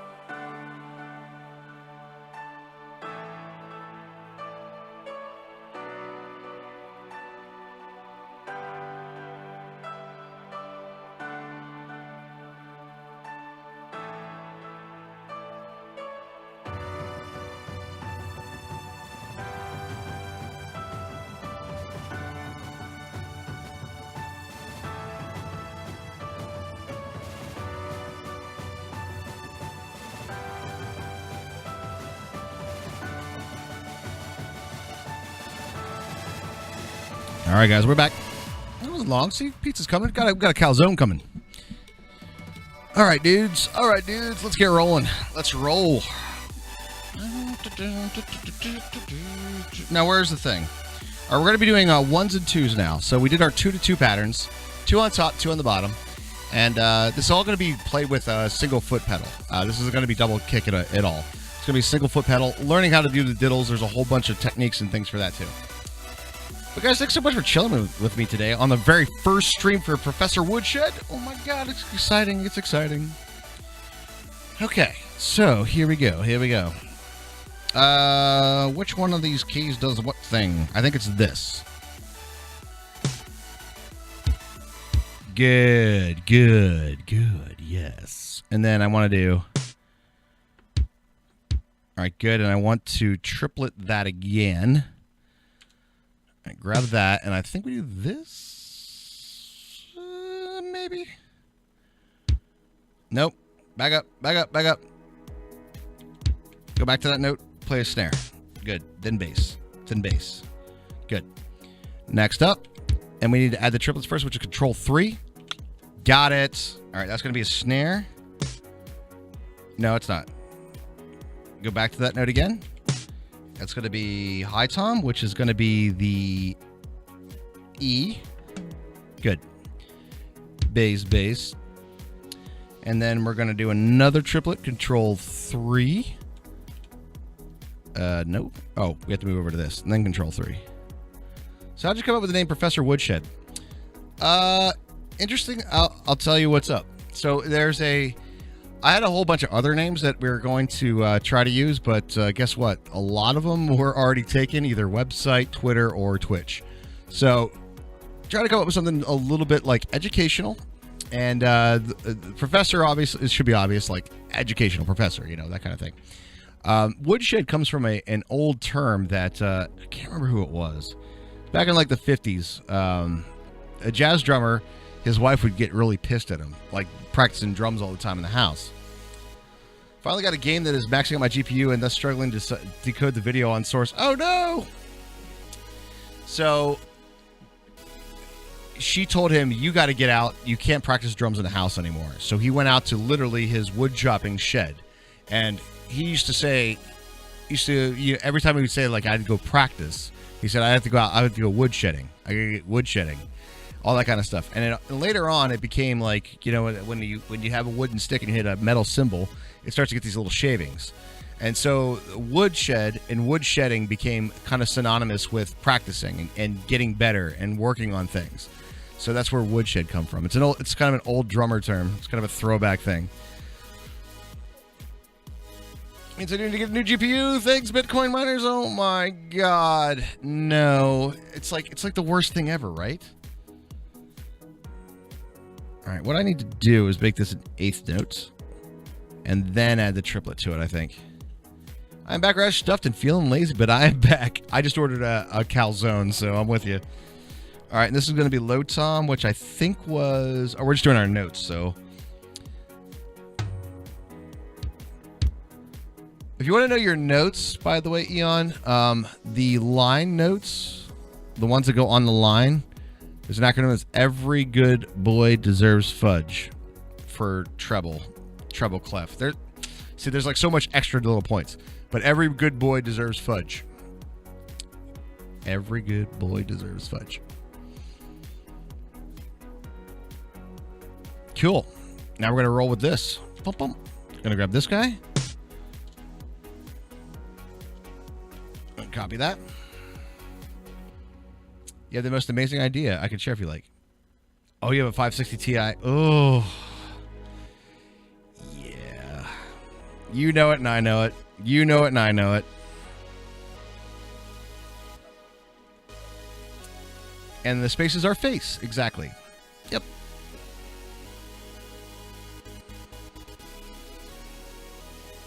Let's get paint back up here. Paint. The treble clef looks like this. It's going to be a little rough, guys. I apologize in advance, but you go like this, and you go like this, right? And where this little circle is, the line that's there, if you ever note, that's actually G. It kind of looks like a G. That line is on a G for treble clef.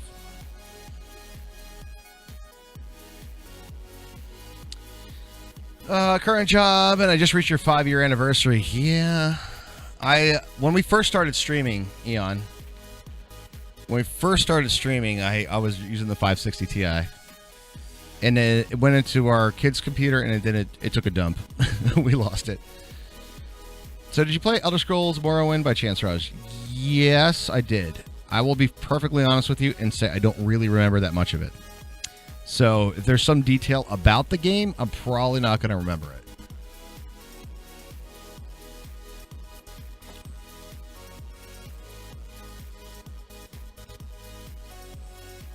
But yes, I did play Morrowind. I definitely played Oblivion. I remember parts, but a lot of them kind of blur together in my mind. I think it was those games that I dabbled in, and then at the time I was playing more like the Final Fantasy RPGs. Or 11. Probably 11. All right, a little bit of layout action here. We're going to make this into a system. All right, that gives our triplets. And that should sound pretty cool. I think it'll work out pretty well. Let's give it a listen, though. Escape. Go here, and we should hear.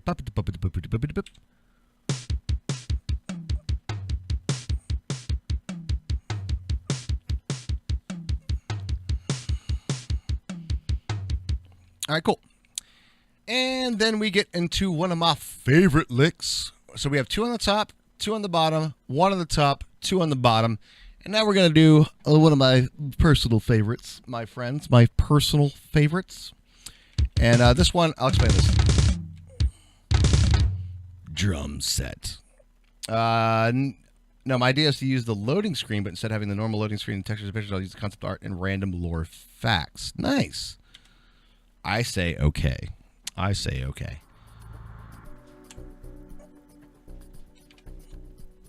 Oh my God, Raj, you insane. What are you doing?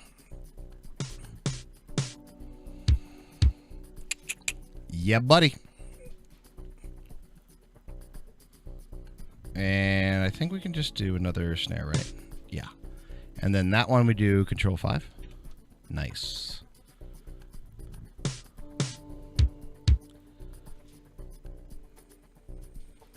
You have high hopes for it? Good luck, my friend. Good luck. And the next one's going to be E. 5-let.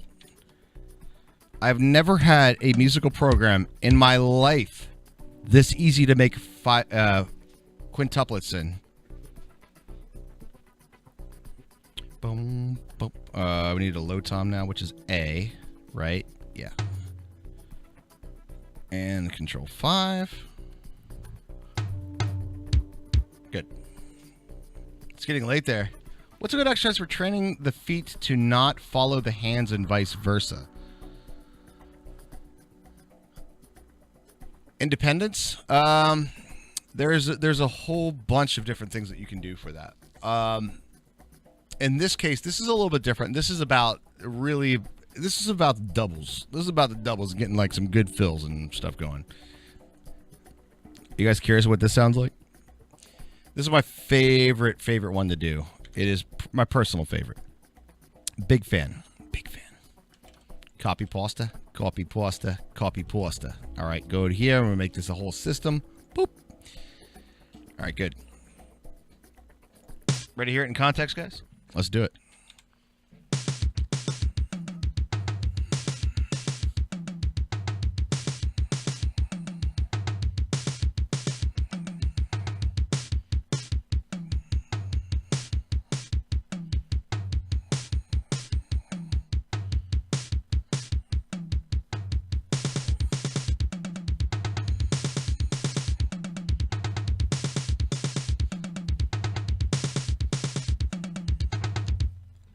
Yeah, buddy.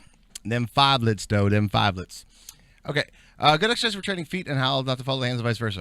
All right. One of the best things that I could tell you to do is to take a consistency pattern. A lot of times I take some sort of Latin beat. I'm going to be doing that anyway, so let me go ahead and start it out. We'll do a new document. Blank. Finally did it. Ink pen. Keep it in 4/4. We're going to be doing an add an instrument, And we're going to be adding the drum set, add the score, okay. And this is going to be Latin beats. Latin beats, tempo text? No, I don't want that. Allegretto.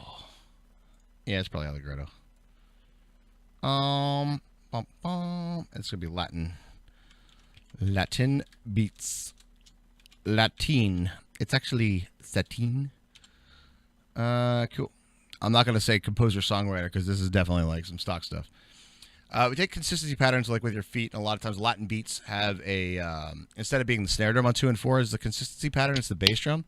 A lot of times you take like a samba, like bum, bum, bum, bum, bum, bum. Or, even better yet, just take a straight 970 for 250? That's not bad, man. Yeah, that's not bad. Or take like 4 quarter notes on the floor. Like you just go on your foot, 1, 2, 3, 4. Place 16th notes up top.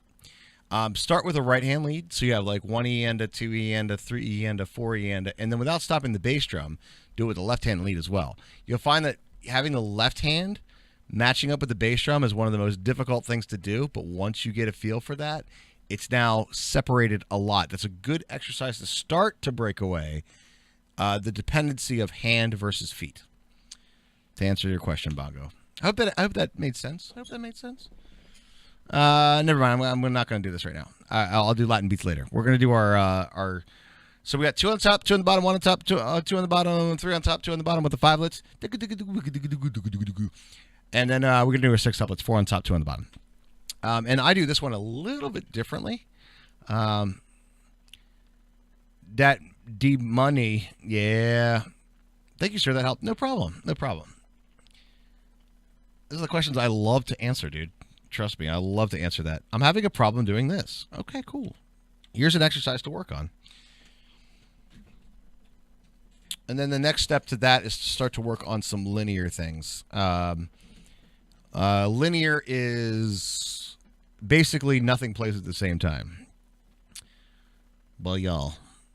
Okay, so this is our 2 on top, 2 on the bottom, and then we got our 6 tuplets, which we will need to do 16 notes, and we're going to do control 6. Aha! We did it. 4 on top. 3. Here's the difference. 4, 5, 6. Yeah. A little different. I know, I'm weird. All right, and then...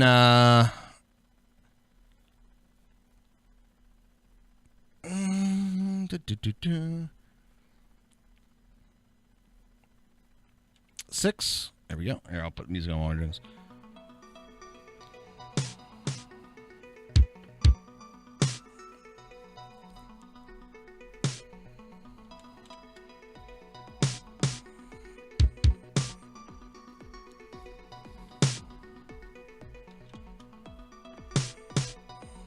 Oh. I forgot.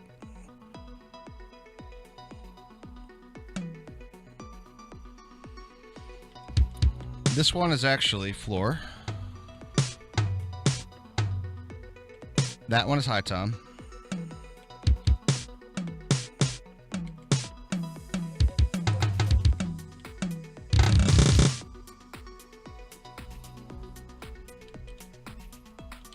And I'm actually going to add one more to this exercise.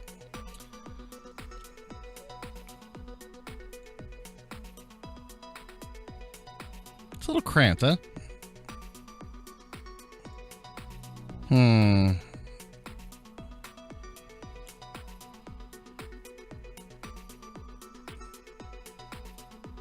guess it really doesn't matter since they're all like the same pattern 4 times in a row, right?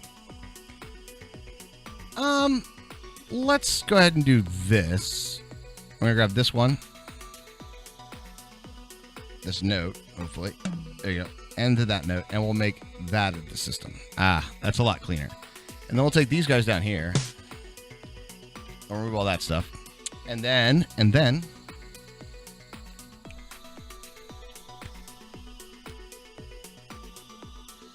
we're going to do 8 notes.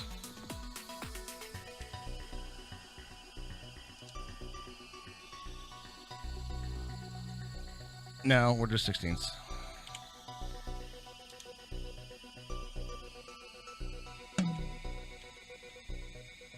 All right, we're gonna make this a 6-tuplet, and we're gonna do this. These are all 2 patterns: 2 on the top, 2 on the bottom, 1 on top, 2 on the bottom, 3 on top, 2 on the bottom, 4 on top, 2 on the bottom. And this one we're gonna do a split 3. And there's an interesting. This is a very common fill that's been used over and over and over and over and over again. But I'll do something a little bit different with it. A lot of people will use their right foot as like the strong point and put that on all the downbeats of a 6-tuple, like biggity biggity biggity biggity biggity biggity bit. But because it's the biggest drum, it's already the loudest drum, and it's already going to be on the strong beat, we take that same concept, and this is what this exercise is kind of all about, taking that same concept of moving the strong beat to a weak beat to make it sound like a cleaner riff. And in this particular case, we're going to be doing this. Let me show you the ways. I got to remember this fill, though. It's going to be low tom, bass drum, high tom.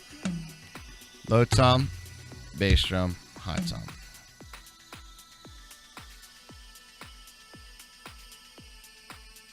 Good. We're on 16s? Yep. Low tom, control 6, bass drum, high tom.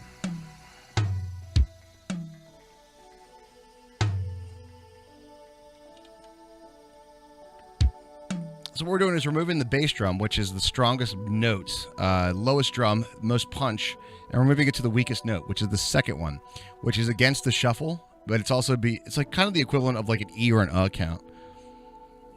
All right. Low tom, bass drum, high tom.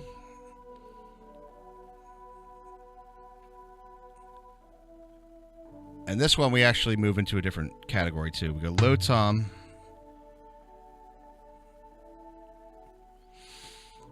control 6.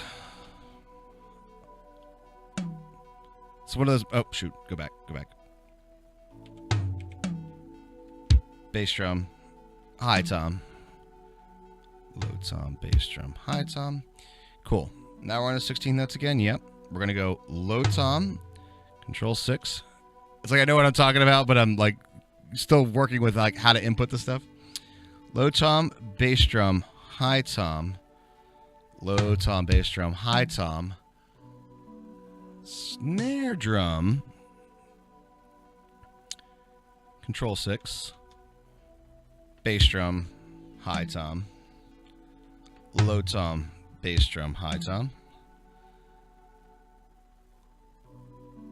low tom, control 6, bass drum, high tom, low tom, bass drum, high tom, snare drum, again, control 6, bass drum, high tom, low tom, bass drum, high tom. And now we just got to go back over here, accent, good. And we're going to repeat that last bit.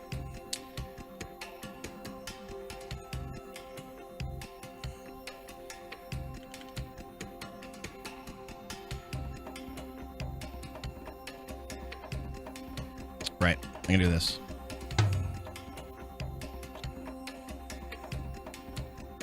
Boop. And we go to text, and we're going to take off no bar numbers. Good. Cool. You guys ready to hear it? I hope so. Here we go. We're going to play the whole thing. Escape twice. Grab that and hit play. Go.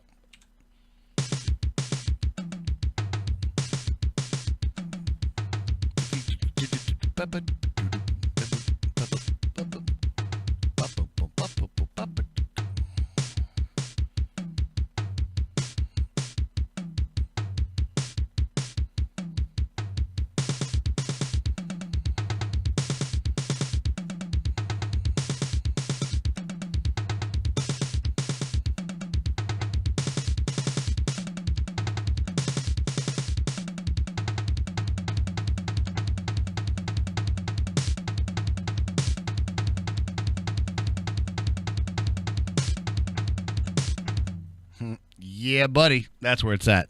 Biggity, biggity, biggity, biggity, biggity, biggity. That last one sounds so big. It's crazy. All right, so those are kick pattern exercises. We've come a long way. How about a tool fill? There's a lot of the stuff that's in here. Most of the stuff that you hear, and most of the stuff that you're going to hear that is like kind of crazy, like let's see if I can find something for you. We'll break some of the stuff down.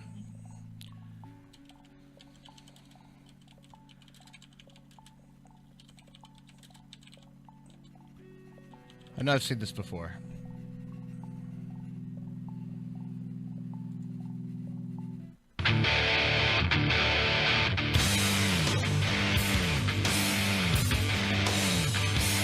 All right.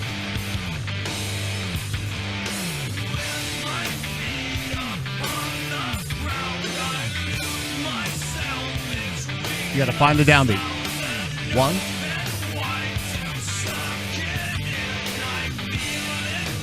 Three, 4, 1, 2. It's all about the reference point. Are you going to be? Are we on the? Are we in the third now, or are we on the 1? 1, 2, 3, 4. 1, 2, 3, 4. 1, 2, 3, 4. 1, 2, 3, 4. 1, 2, 3, 4. 1, 2, 3, 4.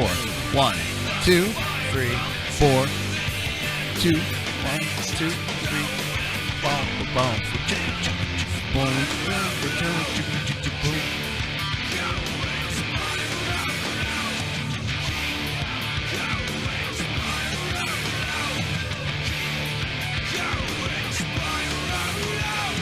So you break this down.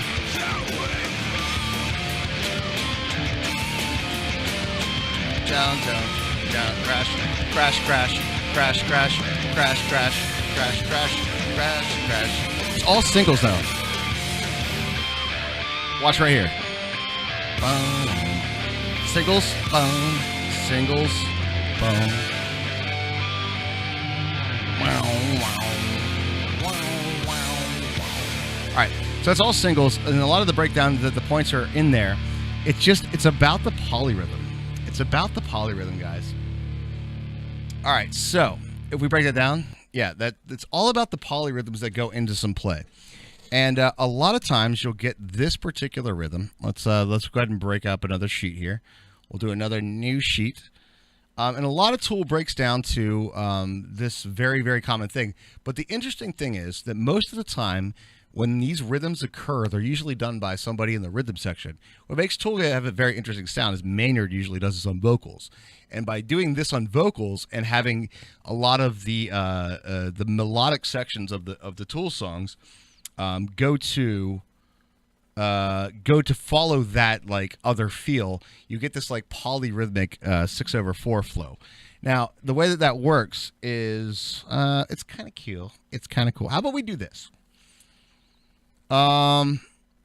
Let's add a drum set. Okay, change instruments. We got a drum set, and how about we add a? I don't know. We'll add a vibraphone or marimba. Nah, why would a vibraphone? Okay. There's two things. We'll create those two things. Hello. Is that not what I added? All right, let's not do that again. Actually, first, let's save our kick patterns. Let's make sure that we save our kick patterns. We got that thing done and good to go. All right, so we're going to do File, New. I love breaking down some tool stuff, though. We'll do this one. And we're going to change instruments. We're going to add a vibraphone. And we're going to add a drum set. Add a score. All right, okay.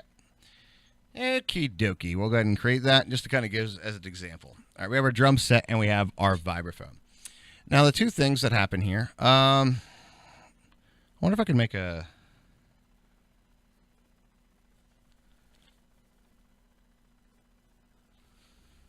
All right. If I go to vibraphone here, right, and I go to notation here, I'm going to do quarters, right? And I want to do like this. Cool.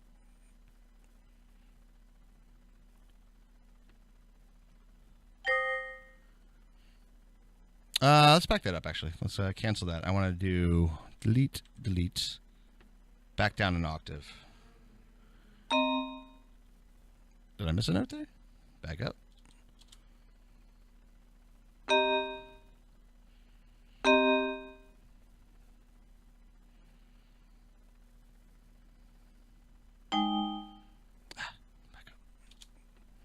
This keyboard is like... Back up. There we go. And then we go to that one, and we're going to make it as a triplet. You fucker. You son of a bitch. We'll make this one a triplet. Good. Like that one, and... damn it. Control Z. Good. Ugh. Nope. Control Z. This keyboard's like teeny. Oh, sorry. Thank you, Eon. Exactly what I'm looking for. Come on now. You got to remind me of these things, guys. All right, stay still. The keyboard's like tilting like this. Swear jar. And it sort of feels like a little bit of a teeny, like, kid's keyboard. Oh, come on. There we go. The prop swear. Exactly. All right, cool. And I think what we can do then is we can copy pasta that.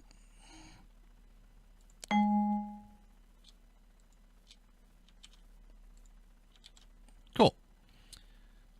Yeah. And then we'll grab the entire thing. Professor Potty Mouth. You guys know me. So we have what's known as a quarter note triplet. Quarter note triplets, very, very common.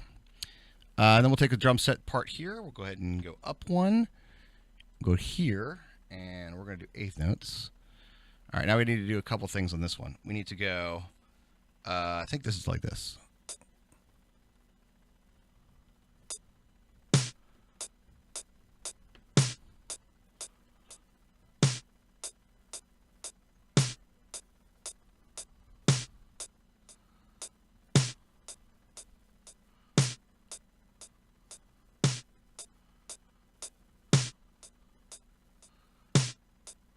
All right, very good. And then we need to go to voice number 2 and go to quarter notes and add you here. All right, good. And then we're going to go... that should be fine. Per our example, we should be okay with that. And is this one the bass drum? It would be on F. Yeah, it is. Can we make that a quarter, please?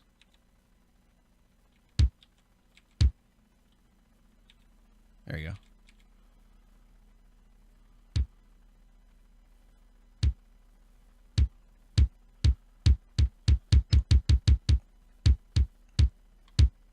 Okay. So, in our example here, this is how a lot of the polyrhythms work in Tool, this 3/4 feel. All right, so let's play from the beginning. You kind of get the idea of this is, again, not Tool music, but Tool rhythms, if that follows everybody's fancy there.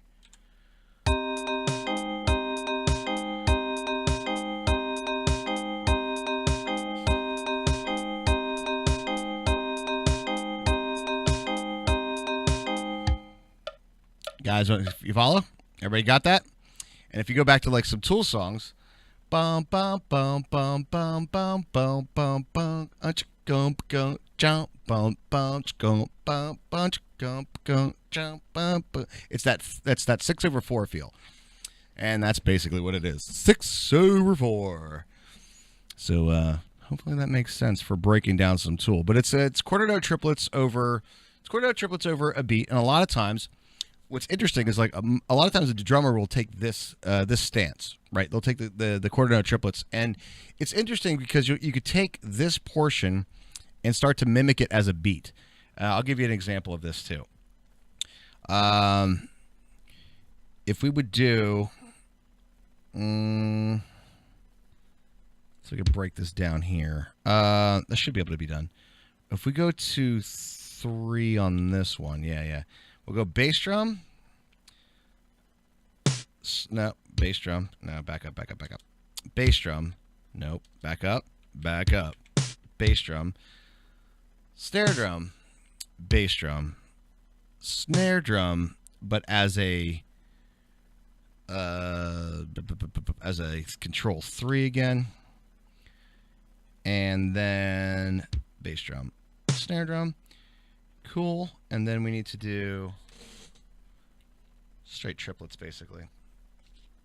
Voice 1. 8th note. Hi-hat. All right. But that one, this is why I wanted the keyboard, by the way, guys. Check this out. Because if I didn't have the keyboard, I'd have to do this every time, by the way. I have to go to notation.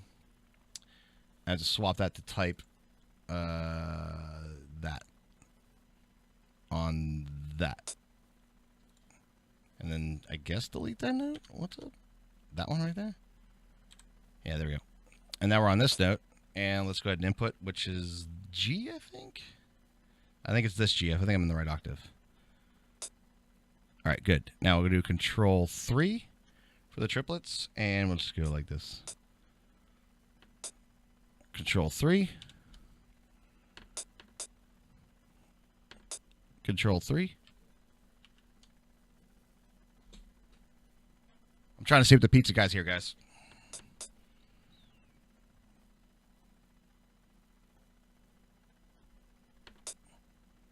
Control 3. All right. So this is taking the drums and doing the this 6/4 feel. So we start at the very beginning of this. You get that tool flow. Are you guys ready?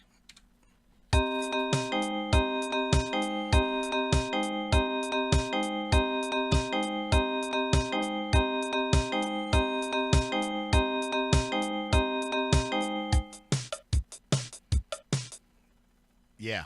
You'll hear that jump a lot.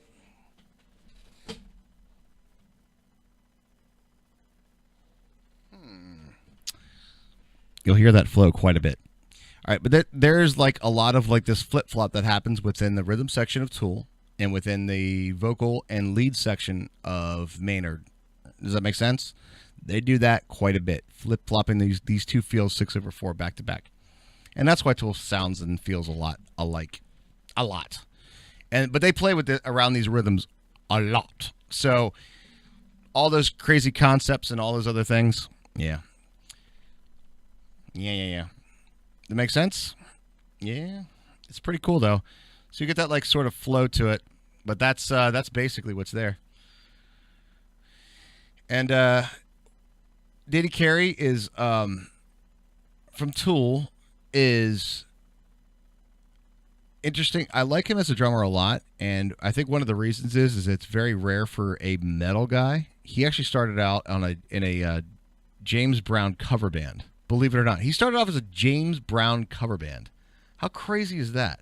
And so he's got some funk to him, and I like that, man. I like it. So he's got some pocket groove, some pocket groove that's there. God, we have so much to do. Like, there's so many topics to cover. It's crazy. But I love going in and diving into the questions as well.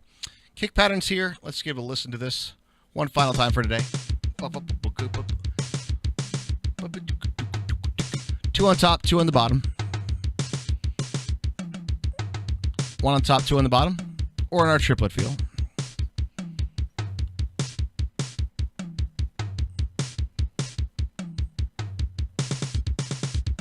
Fivelets or quintuplets.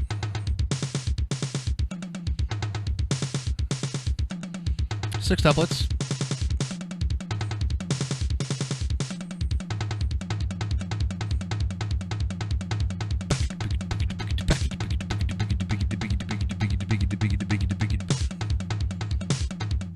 There we go, ladies and gentlemen. There we go. All right. That's where we're going to call it the very first ever Professor Woodshed stream. I hope you guys learned something. It's all about some educational points, getting some stuff happening there. It's been a super fun broadcast, guys. It's been a super fun broadcast. We got a lot of stuff done, too. We got like 4 things. Eco tonight. Eco is happening tonight over on Whale Playcast. Absolutely, guys. Dudes, thank you guys so much. Really appreciate you being here, the support that's there. Hopefully we can get this channel built up and do some cool stuff, plus performances and all the other stuff, guys. Yeah. I'm just going to call it there. I'm going to hit stop streaming because I don't have an end screen. Lots of prep work, guys. Anyway, guys, thank you so much for joining me, and we'll catch you guys tonight, 8:30 p.m. over on Whale Playcast. Thanks for the follows. Thanks for the support. We'll see you guys later. Bye, everybody.